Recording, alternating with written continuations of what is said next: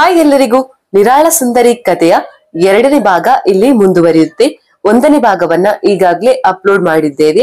ಆ ಕಥೆಯನ್ನ ಓದಿದ ನಂತರ ಈ ಕಥೆಯನ್ನ ಓದಿ, ಇಲ್ಲದಿದ್ರೆ ನಿಮ್ಗೆ ಕತೆ ಅರ್ಥ ಆಗಲ್ಲ. ಈ ಕಥೆಯನ್ನ 3 ಭಾಗಗಳಾಗಿ ಅಪ್ಲೋಡ್ ಮಾಡ್ತೇವೆ. ಹಾಗಾಗಿ ಇದು ಎರಡನೇ ಭಾಗ, ಇನ್ನೊಂದು ಭಾಗ ಬರುವುದಿದೆ.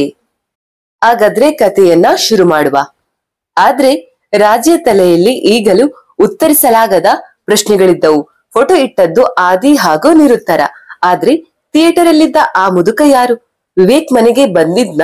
ತಾನು ಯಾರೊಂದಿಗಾದ್ರೂ ರೂಮಲ್ಲಿ ಮಾತನಾಡಿದ್ದಾನ? ಹೀಗೆ ಸಾಲು ಸಾಲು ಪ್ರಶ್ನೆಗಳು ಉಳಿದಿದ್ದವು. ಆತ ಅದನ್ನೇ ಯೋಚನೆ ಮಾಡುತ್ತಾ ಮಂಚದ ಮೇಲೆ ಕುಳಿತುಕೊಂಡ. ಆಗ ಆದಿ ರಾಜಿಯನ್ನ ಗಮನಿಸಿ, ಯಾಕ್ ಮಗ ಸಪ್ಪಗಿದ್ದೀಯಾ, ಏನಾಯ್ತು ಎಂದು ಕೇಳಿದ. ಏನಿಲ್ಲ ಕಣೋ, ನಾನು ಆ ಫೋಟೋ ಇರ್ಲಿಲ್ಲಲ್ವಾ, ಅದಕ್ಕೆ ಚೂರು ಭಯ ಬಿದ್ದೆ ಎಂದ. ನೋಡಿದ್ಯಾ, ಇವಾಗಾದ್ರೂ ಭಯ ಅಂದರೆ ಏನು ಅಂತ ಗೊತ್ತಾಯ್ತಲ್ಲ ನಿನ್ಗೆ ಎಂದು ರಾಜಿಯ ಬೆನ್ನು ತಟ್ಟಿದ. ಅದಕ್ಕೆ ನಸುನಗುತ್ತಲೇ ಉತ್ತರಿಸಿದ ರಾಜಿ ಹ್ಞೂ ಎಂದ. ಆದರೆ ರಾಜಿ ತಲೆಯೊಳಗೆ ಒಂದಷ್ಟು ಪ್ರಶ್ನೆಗಳ ಸುರಿಮಳೆಯಂತೂ ಸುರಿದೇ ಇತ್ತು. ಆಗ ಆದಿ, ಮಗ ಬೋರ್ ಆಗ್ತಾ ಇದೆ, ಯಾವ್ದಾದ್ರೂ ಮೂವಿಗೆ ಹೋಗೋಣ ಎಂದ. ಆಗ ರಾಜಿಗೆ ಹಿಂದೆ ಸಿನಿಮಾಗೆ ಹೋದಾಗ ಸಿಕ್ಕ ಆ ತಾತನ ನೆನಪಾಗಿ, ಇಲ್ಲ ಮಗ, ಯಾಕೋ ತಲೆನೋವು ಕಣು, ನಾನು ಮಲ್ಕೋತೀನಿ ಎಂದವನೇ ಹಾಸಿಗೆಯ ಮೇಲೆ ಒರಗಿದ. ಆಗ ಆದಿಗೆ ಏನೋ ಒಂಥರ ಸಂಶಯ ಶುರುವಾಯ್ತು. ರಾಜಿ ಯಾವತ್ತಿಗೂ ಹೀಗೆ ಮಲಗಿದವನೇ ಅಲ್ಲ. ಅದು ಅಲ್ಲದೆ ಇಲ್ಲಿಯವರೆಗೂ ಯಾವತ್ತಿಗೂ ತಲೆನೋವು ಎಂದು ಹೇಳಿದವನಂತೂ ಅಲ್ಲವೇ ಅಲ್ಲ. ಯಾಕೆ ಇವತ್ತು ಹೀಗೆ ಮಾಡ್ತಾ ಇದ್ದಾನೆ ಎಂದು ಮನಸ್ಸಿನಲ್ಲಿಯೇ ಅಂದುಕೊಂಡ. ರಾಜಿಯ ಪಕ್ಕದಲ್ಲಿ ನಿಂತು ಆದಿ, ಮಗ, ನಿನಗೆ ಏನೇ ಸಮಸ್ಯೆ ಇದ್ದರೂ ನನ್ನ ಹತ್ತಿರ ಹೇಳೋ, ಓಕೆನಾ ಎಂದ. ಆಗ ರಾಜಿ, ಆತರ ಏನು ಇಲ್ಲ ಮಗ, ಹಾಗೇನಾದ್ರೂ ಇದ್ರೆ ನಿನ್ನ ಬಿಟ್ಟು ಬೇರೆ ಯಾರ ಹತ್ರ ಹೇಳಲಿ ನಾನು ಎಂದು ಹೇಳಿದ. ಆ ಮಾತಿಗೆ ನಕ್ಕ ಆದಿ, ಆಯ್ತು ಕಣೋ, ನೀನು ರೆಸ್ಟ್ ಮಾಡು ಎನ್ನುತ್ತಾ ಅಲ್ಲಿಂದ ಹೊರಟ. ಸಂಜೆಯವರೆಗೂ ಅದೇ ಯೋಚನೆ ಮಾಡುತ್ತಾ ಮಲಗಿ ನಿದ್ದೆ ಮಾಡಿದ ರಾಜಿಯನ್ನು ಎಬ್ಬಿಸಿದ್ದು ಪೂರ್ಣಮ್ಮ. ರಾಜಿ, ಯಾಕೋ ಹುಷಾರಾಗಿದ್ಯ ತಾನೆ ಎಂದರು. ರಾಜಿ, ಊನಮ್ಮ ಹುಷಾರಾಗಿದ್ದೀನಿ, ಚೂರು ತಲೆನೋವಿತ್ತು, ಅದಕ್ಕೆ ಮಲಗಿದ್ದೆ ಎನ್ನುತ್ತಾ ಎದ್ದು ಕುಳಿತುಕೊಂಡ. ಆಗ ಪೂರ್ಣಮ್ಮ, ಸರಿ ಬಾ, ಊಟ ಮಾಡಿ ಮಲಗುವಂತೆ ಎಂದು ಅವರು ಅಡುಗೆ ಮನೆಯತ್ತ ನಡೆದರು. ರಾಜಿಯು ಕಣ್ಣುಜ್ಜುತ್ತಲೇ ಅವರನ್ನ ಹಿಂಬಾಲಿಸಿದ. ನಂತರ ಮುಖ ತೊಳೆದುಕೊಂಡು ಊಟ ಮಾಡಿದ ರಾಜಿ ಚೂರು ಹೊತ್ತು ಟಿವಿ ನೋಡುತ್ತಾ ಟೈಮ್ ಪಾಸ್ ಮಾಡಿದ. ನಂತರ ಪೂರ್ಣಮ್ಮ, ರಾಜಿ, ಮೊದಲೇ ತಲೆನೋವು ಅಂತಿದ್ಯಾ, ಮತ್ತೆ ಟಿವಿ ನೋಡ್ತಾ ಇದ್ದೀಯೇನೋ, ಹೋಗಿ ಮಲ್ಕೋಬಾರ್ದ, ಗಂಟೆ ನೋಡು ರಾತ್ರಿ 10 ಎಂದರು. ಆಗ ರಾಜಿ, ಆಯ್ತಮ್ಮ, ನೀನೂ ಮಲಗು ಎನ್ನುತ್ತಾ ರೂಮ್ಗೆ ಹೋಗಿ ಹಾಸಿಗೆಯ ಮೇಲೆ ಮಲಗಿಕೊಂಡ. ಹಾಗೆ ನಿದ್ದೆಯ ಸುಳಿವು ಆತನನ್ನ ಆವರಿಸತೊಡಗಿತು. ಇನ್ನೇನು ಕಣ್ಣು ಮುಚ್ಚಬೇಕೆನ್ನುವಷ್ಟರಲ್ಲಿ ಅದೇನು ಬಿದ್ದಂತಹ ಶಬ್ದವಾಯ್ತು. ಕೂಡಲೇ ಎದ್ದರು. ರೂಮಿನ ಲೈಟ್ ಆನ್ ಮಾಡಿ ಅದೇನು ಎಂದು ಹುಡುಕಿದ. ಆದರೆ ಏನು ಎಂದು ಗೊತ್ತಾಗಲಿಲ್ಲ. ಸರಿ, ಎಲ್ಲೋ ಭ್ರಮೆ ಇರಬೇಕು ಎನ್ನುತ್ತಿದ್ದಂತೆಯೇ ಟೇಬಲ್ ಮೇಲೆ ಇಟ್ಟಂತಹ ನಿರಾಳ ಸುಂದರಿ ಪುಸ್ತಕದ ಪುಟಗಳು ಗಾಳಿಗೆ ಹಾರಲು ಶುರು ಮಾಡಿದವು. ಅದನ್ನು ನೋಡಿದವನೇ, ಅರೆ, ಈ ಪುಸ್ತಕ ಓದೋದು ಇನ್ನೂ ಬಾಕಿ ಇದೆ ಅಲ್ವಾ ಎನ್ನುತ್ತಾ ಟೇಬಲ್ ಮೇಲೆ ಪುಸ್ತಕ ಇಟ್ಟು ಕುರ್ಚಿಯ ಮೇಲೆ ಕುಳಿತುಕೊಂಡು, ಇಲ್ಲಿಯವರೆಗೆ ಓದೋದು ನಿಲ್ಲಿಸಿದ್ದೆ, 3 ದಿನದ ಒಳಗಾಗಿ ಮಳೆ ತರುತ್ತಾನೆ ಎಂದಿದ್ದ ಮರ್ಜಲ ಮಹೇಶ್ವರ ಅಲ್ವಾ ಎನ್ನುತ್ತಾ ಪುಸ್ತಕದ ಪುಟಗಳನ್ನ ಹುಡುಕ ತೊಡಗಿದ. ನಂತರ ಒಂದು ಪುಟವನ್ನ ತೆರೆದು, ಸಿಕ್ತು ನೋಡು ಎನ್ನುತ್ತಾ ಮತ್ತೆ ಜೋರಾಗಿ ಓದಲು ಶುರು ಮಾಡಿದ. ಅಲ್ಲಿಂದ ಬಂದ ಮಹಾ ಮಂತ್ರವಾದಿ ಮರ್ಜಲ ಮಹೇಶ್ವರ ತನ್ನ ಗುಹೆಯನ್ನ ಸೇರಿಕೊಂಡ. ತನ್ನ 2 ಸೇವಕರಿಗೆ ಹೇಳಿ ಒಂದು ಕೊಬ್ಬಿನ ಕೋಣವನ್ನ ತರಿಸಿಕೊಂಡ. ನಂತರ ಪೂಜೆಗೆ ಬೇಕಾದ ಎಲ್ಲ ಸಾಮಗ್ರಿಗಳನ್ನ ತರುವಂತೆ ಹೇಳಿ ತಾನು ತನ್ನ ಗುಹೆಯ ಸಮೀಪವಿದ್ದ ಒಂದು ನದಿಯಲ್ಲಿ ಸ್ನಾನ ಮಾಡಿದ ಎಂದು ರಾಜಿ ಜೋರಾಗಿ ಓದಿದ. ನಂತರ ಸುತ್ತಲೂ ಒಮ್ಮೆ ಕಣ್ಣಾಡಿಸಿದ. ಆದರೆ ಈ ಬಾರಿ ಯಾರು ಎನ್ನುವುದು ಆಗಲಿ ಅಥವಾ ಮುಂದೆ ಎನ್ನುವುದಾಗಲಿ ಹೇಳಲಿಲ್ಲ. ಹೀಗಾಗಿ ಖುಷಿಯಿಂದ ನಗುತ್ತಾ ರಾಜಿ, ಪ್ರಕಾಶ ಹೇಳಿದ ಹಾಗೆ ನಿಜವಾಗಿಯೂ ಅದು ನನ್ನ ಭ್ರಮೆಯೇ ಎಂದು ಮತ್ತೆ ಓದಲು ಶುರು ಮಾಡಿದ. ಈಗ ರಾಜಿ ತುಂಬಾ ಆಳವಾಗಿ ಕತೆ ಓದುವುದರಲ್ಲಿ ತೊಡಗಿಕೊಂಡಿದ್ದ. ಹುಣ್ಣಿಮೆಯಾದ್ದರಿಂದ ಹೊರಗಿನ ಬೆಳಕು ಒಳಗೆ ಬರುತ್ತಿತ್ತು. ಹೊರಗಿನಿಂದ ತಂಗಾಳಿ ಬೀಸಲು ಶುರುವಾಯಿತು. ಮತ್ತೆ ಕಿಟಕಿ ತೆರೆಯಿತು. ಆದರೆ ಈ ಬಾರಿ ರೂಮ್ನ ಒಳಗೆ ಆ ಗಾಳಿ ಬರಲಿಲ್ಲ. ರಾಜ್ಯ ಪಕ್ಕದಲ್ಲಿದ್ದ ಬಿಳಿಯ ಗೋಡೆಯ ಮೇಲೆ ಹುಣ್ಣಿಮೆಯ ಚಂದ್ರನ ಬೆಳದಿಂಗಳು ಬಿದ್ದಿತ್ತು. ಒಂದು ಬಾರಿ ಗೋಡೆಯ ಮೇಲೆ ಆ ಕಡೆಯಿಂದ ಈ ಕಡೆಗೆ ಒಂದು ಕಪ್ಪನೆಯ ಆಕೃತಿ ಸುಮ್ಮನೆ ಆಯ್ದು ಹೋಯಿತು. ಆದರೆ ರಾಜಿ ಅದನ್ನ ಗಮನಿಸಲಿಲ್ಲ. ಆತ ಕಥೆಯನ್ನ ಓದುವುದರಲ್ಲೇ ಮುಳುಗಿಕೊಂಡಿದ್ದ. ರಾಜಿ ಆಕೃತಿಯನ್ನ ಗಮನಿಸಲಿಲ್ಲ ಎಂಬುದು ಆ ಆಕೃತಿಗೆ ತಿಳಿಯಿತು. 2ನೇ ಬಾರಿ ಆ ಗೋಡೆಯ ಮೇಲೆ ಮತ್ತೆ ಆಕೃತಿ ಕಾಣಿಸಿತು. ಆದರೆ ಈ ಬಾರಿ ಅದು ಹೋಗಲಿಲ್ಲ, ಅಲ್ಲೇ ನಿಂತುಕೊಂಡಿತ್ತು. ಅದನ್ನು ನೋಡಿದರೆ ಅದು ಯಾವುದೋ ಒಂದು ಹೆಣ್ಣಿನ ಆಕೃತಿ ಆಗಿತ್ತು. ನಿಧಾನವಾಗಿ ಆ ಆಕೃತಿಯಿಂದ ಕೂದಲುಗಳು ಮೇಲೆ ಇಳತೊಡಗಿದವು. ಹಾಗೆ ಗಾಳಿಯಲ್ಲಿ ಆರತೊಡಗಿದವು. ನೋಡುತ್ತಲೇ ಆ ಆಕೃತಿಯ ಕೂದಲುಗಳು ಇಡೀ ಗೋಡೆಯನ್ನೇ ಆವರಿಸಿಕೊಂಡು ಬಿಟ್ಟವು. ಗೋಡೆಯ ತುಂಬಾ ಆಕೃತಿಯ ಕೂದಲುಗಳೇ ಹರಡತೊಡಗಿದ್ದವು. ಬೆಳ್ಳನೆಯ ಗೋಡೆ ಪೂರ್ತಿಯಾಗಿ ಕಪ್ಪಾಗಿ ಹೋಯಿತು. ಆದರೆ ರಾಜಿಗೆ ಮಾತ್ರ ಇದ್ಯಾವುದರ ಪರಿವೇ ಇರಲಿಲ್ಲ. ಆತನ ಪಕ್ಕದಲ್ಲಿ ಒಂದು ದೊಡ್ಡ ದೆವ್ವ ಬಂದು ನಿಂತಿದ್ದರೂ ಸಹಿತ ಆತ ಮಾತ್ರ ಕತೆ ಓದುವುದರಲ್ಲಿ ಬ್ಯುಸಿಯಾಗಿದ್ದ. ಮತ್ತೆ ಆತ ಜೋರಾಗಿ ಓದುತ್ತಲೇ ಇದ್ದ. ಮರ್ಜಲ ಮಹೇಶ್ವರ ಸ್ನಾನ ಮುಗಿಸಿ ಬಂದು ಕೋಣನನ್ನ ಬಲಿ ಕೊಟ್ಟ. ನಂತರ ತನ್ನ ಶಿಷ್ಯದಿರಿಗೆ ಹೇಳಿದ, 3 ದಿನಗಳವರೆಗೆ ನಾನು ಘೋರ ತಪಸ್ಸಿನಲ್ಲಿ ಇರುತ್ತೇನೆ. 3ನೇ ದಿನದ ಸಂಜೆ ನನಗೆ ಇನ್ನೊಂದು ಕೋಣ ಬೇಕು. ಆಮೇಲೆ ಒಂದು ಪೂಜೆ ನಡೆಯಬೇಕು. ಅದಕ್ಕಾಗಿ ಸಿದ್ಧತೆ ಮಾಡಿಕೊಳ್ಳಿ. 3 ದಿನಗಳವರೆಗೂ ನೀವ್ಯಾರು ಗುಹೆಯ ಒಳಗೆ ಬರಬೇಡಿ ಎಂದವನೇ ಗುಹೆಯನ್ನ ಸೇರಿಬಿಟ್ಟ. ಗುಹೆಯ ಒಳಗೆ ಆತ ಪೂಜೆಯನ್ನು ನಡೆಸಿದ. ಆತನ ಪೂಜೆ ನಿಜಕ್ಕೂ ಕಠೋರವಾಗಿತ್ತು. ಕಾಳಿಮಾತೆ ಪ್ರತ್ಯಕ್ಷಳಾಗುವುದಕ್ಕಾಗಿ ಆ ಪೂಜೆಯನ್ನಾತ ನಡೆಸಿದ್ದ. ಇತ್ತ ಕಡೆಗೆ ರಾಜ ಮಹಾಮಂತ್ರವಾದಿಗಾಗಿ ಕಾಯುತ್ತಲೇ ಇದ್ದ. ಹೀಗೆ ಕಾಯುತ್ತಲೇ 2 ದಿನ ಕಳೆಯಿತು. 3ನೇ ದಿನಕ್ಕೆ ಒಂದೇ ಒಂದು ದಿನ ಬಾಕಿ ಇತ್ತು. ಆಗ ಮಂತ್ರಿ ರಾಜನ ಬಳಿಗೆ ಬಂದು, ಮಹಾರಾಜ, ನಿಮ್ಮನ್ನು ಕಾಣಲು ಬ್ರಿಟಿಷ್ ಜನರಲ್ ಪೀಟರ್ ಬಂದಿದ್ದಾರೆ ಎಂದ. ಆಗ ರಾಜ ಅವರನ್ನ ಬರ ಹೇಳಿ ಎಂದ. ಒಳಗೆ ಬಂದ ಜನರಲ್ ಪೀಟರ್, ಮಹಾರಾಜ, ನಾನು ಇಲ್ಲಿಂದ ಹೋಗುತ್ತಿದ್ದೆ. ನಿಮ್ಮ ಸಂಸ್ಥಾನದಲ್ಲಿ ಡ್ರಾಡ್ ಇದೆ, ಅಂದರೆ ಬರ ಇದೆ. ಅದಕ್ಕಾಗಿ ನೀವು ಪರಿಹಾರವನ್ನ ಹುಡುಕುತ್ತಿದ್ದೀರಿ ಎಂಬ ವಿಷಯ ನನಗೆ ತಿಳಿಯಿತು. ಅದಕ್ಕಾಗಿ ನಾನು ಬಂದೆ ಎಂದ. ಆಗ ವೀರಸಿಂಹ, ಹೌದು, ಅದು ನಿಜ ಎಂದ. ನಿಮ್ಮ ಸಮಸ್ಯೆಗೆ ಪರಿಹಾರ ನನ್ನ ಹತ್ತಿರ ಇದೆ ಎಂದ ಪೀಟರ್. ಹೌದಾ, ಏನದು ಎಂದು ಕುತೂಹಲದಿಂದ ಕೇಳಿದ ರಾಜ. ನಿಮ್ಮ ಸಂಸ್ಥಾನದ ಜನರಿಗೆ ಆಗುವಷ್ಟು ಆಹಾರವನ್ನ, ನೀರನ್ನ ಮಾತ್ರವಲ್ಲ, ಕೌಗಳಿಗೂ ಆಗುವಷ್ಟು ಹುಲ್ಲನ್ನ ನಾವು ಪಕ್ಕದ ರಾಜ್ಯದಿಂದ ನಿಮಗೆ ನೀಡುತ್ತೇವೆ. ಇನ್ನು 3 ತಿಂಗಳಿಗೆ ಒಂದು ಉತ್ತಮ ರೈನ್ ಇದೆ. ಅದು ಬರುವವರೆಗೂ ನಿಮ್ಮ ಜನರನ್ನ ನಾವು ಸಾಕುತ್ತೇವೆ ಎಂದ ಪೀಟರ್. ಆಗ ರಾಜ, ಹೋ ಸಂತೋಷ, ಆದ್ರೆ ಎಂದು ಸಂಶಯವಾಗಿ ಮಂತ್ರಿಯನ್ನ ನೋಡಿದ ರಾಜ. ಎಂದು ರಾಜಿ ಜೋರಾಗಿ ಓದುತ್ತಲೇ ಗೋಡೆಯ ಮೇಲೆ ಕೂದಲು ಹರಡಿಕೊಂಡು ನಿಂತಿದ್ದ ಆ ಆಕೃತಿ ಈಗಲೇ ಆ ಪೀಟರ್ನ ನರಿಬುದ್ಧಿ ತಿಳಿಯುವುದು ಎಂದಿತ್ತು. ಆಗ ರಾಜಿ ಇರಬಹುದು, ಯಾಕಂದ್ರೆ ಯಾವುದೇ ಪ್ರಾಫಿಟ್ ಇಲ್ಲದೆ ಯಾರೂ ಯಾರಿಗೂ ಸಹಾಯ ಮಾಡಲ್ಲ. ನೋಡೋಣ ಇರು, ಅವನು ಏನು ಹೇಳ್ತಾನೆ ಅಂತ ಎಂದು ಮತ್ತೆ ಓದನ್ನ ಮುಂದುವರಿಸಿದ ಮುಂದುವರಿದು ರಾಜಿ. ಆಗ ಪೀಟರ್ ನಗುತ್ತಾ, ಹೆದರಬೇಡಿ ರಾಜ, ನಾನೇನು ನಿಮ್ಮ ರಾಜ್ಯವನ್ನೇನು ಕೇಳುವುದಿಲ್ಲ, ಅಥವಾ ನಿಮ್ಮ ರಾಜ್ಯದ ಅರ್ಧ ಭಾಗವನ್ನ ಕೇಳುವುದಿಲ್ಲ ಎಂದ. ಆಗಿದ್ದರೆ ಎಂದು ಪ್ರಶ್ನೆ ಮಾಡಿದರು ಮಂತ್ರಿ. ನಿಮ್ಮ ಮಗಳು ತುಂಬಾ ರೂಪವಂತೆ, ಸೌಂದರ್ಯವಂತೆ ಎಂಬುದನ್ನ ನಾನು ಸಾಕಷ್ಟು ಬಾರಿ ಕೇಳಿದ್ದೇನೆ. ಅವಳ ಅಂದವನ್ನ ನಾನು ಅನೇಕ ಬಾರಿ ಸವಿದಿದ್ದೇನೆ. ಇದು ಆಕೆಗೂ ಗೊತ್ತಿಲ್ಲ. ಅಷ್ಟೇ ಯಾಕೆ, ನಿಮ್ಮ ಗೂಢಾಚಾರ್ಯರಿಗೂ ನಾನು ನಿಮ್ಮ ಸಂಸ್ಥಾನದಲ್ಲಿ ಬಂದಿದ್ದು ಗೊತ್ತಿಲ್ಲ. ನಾನು ಅವಳನ್ನ ಪ್ರೀತಿಸುತ್ತಿದ್ದೇನೆ. ನೀವು ಅವಳನ್ನ ನನಗೆ ಕೊಟ್ಟು ಮದುವೆ ಮಾಡುವುದಾದರೆ ನಾನು ಈ ಕೆಲಸ ಮಾಡುತ್ತೇನೆ. ಆದರೆ ಒಂದು ಕಂಡೀಷನ್, ಈ ನಿರ್ಧಾರ ಕೇವಲ 1 ಗಂಟೆಯಲ್ಲಿ ಆಗಬೇಕು. ಯಾಕಂದ್ರೆ ನಾನು 1 ಗಂಟೆವರೆಗಷ್ಟೇ ಇಲ್ಲಿರುತ್ತೇನೆ. ನಂತರ ನನ್ನ ಮೇಲಾಧಿಕಾರಿಗಳ ಭೇಟಿಗೆ ಹೋಗಬೇಕಿದೆ. ನೀವು ಓಕೆ ಎನ್ನುವುದೇ ಆದರೆ ಅವರಿಂದ ನಾನು ನಿಮ್ಮ ಸಂಸ್ಥಾನಕ್ಕೆ ಈ ಎಲ್ಲಾ ಸೌಕರ್ಯಗಳನ್ನ ತರುವುದಕ್ಕೆ ಒಪ್ಪಿಗೆಯನ್ನ ಕೇಳುತ್ತೇನೆ ಎಂದು ತನ್ನ ಮಾತು ಮುಗಿಸಿದ. ಆಗ ಪೀಟರ್ನ ಮಾತುಗಳನ್ನ ಕೇಳಿದ ನಂತರ, ನೀವು ಸ್ವಲ್ಪ ಹೊತ್ತು ವಿಶ್ರಾಂತಿ ಗೃಹದಲ್ಲಿ ಇರಿ, ನಾವು ನಿಮ್ಗೆ ಭೇಟಿಯಾಗುತ್ತೇವೆ ಎಂದು ಆತನನ್ನ ವಿಶ್ರಾಂತಿ ಗೃಹಕ್ಕೆ ಕಳುಹಿಸಿದ. ನಂತರ ಮಂತ್ರಿಗೆ, ನೀವೇನು ಹೇಳುತ್ತೀರಿ ಮಂತ್ರಿಗಳೇ ಎಂದ. ಆಗ ಮಂತ್ರಿ, ಮಹಾರಾಜ, ಈಗ ನಾವು ತುಂಬಾ ಜಾಣವಾಗಿ ಯೋಚಿಸಿ ಮುಂದಿನ ಹೆಜ್ಜೆಯನ್ನ ಇಡಬೇಕಾಗಿದೆ. ನನಗೇನು ಜನರಲ್ ಪೀಟರ್ ಜೊತೆಗೆ ನಿರಾಳ ದೇವಿಯನ್ನ ಮದುವೆ ಮಾಡಿಕೊಡುವುದೇ ಉತ್ತಮ. ಇದರಿಂದ ನಮ್ಮ ರಾಜ್ಯದ ಎಲ್ಲಾ ಸಮಸ್ಯೆಗಳು ಬಗೆಹರಿಯುವವು. ಜನರಲ್ ಪೀಟರ್ ಹೇಳಿದಂತೆ ಇನ್ನು 3 ತಿಂಗಳಿಗೆ ಉತ್ತಮ ಮಳೆಯ ನಿರೀಕ್ಷೆ ಇದೆ. ಅಲ್ಲಿಯವರೆಗೂ ರಾಜ್ಯ ನಡೆಸುವುದು ಕಷ್ಟ. ಈಗಾಗ್ಲೇ ಪರಿಸ್ಥಿತಿ ನಮ್ಮ ಕೈ ಮೀರಿ ಹೋಗಿದೆ. ಹೀಗೆ ಆದರೆ ಎಂದ ಮಂತ್ರಿ.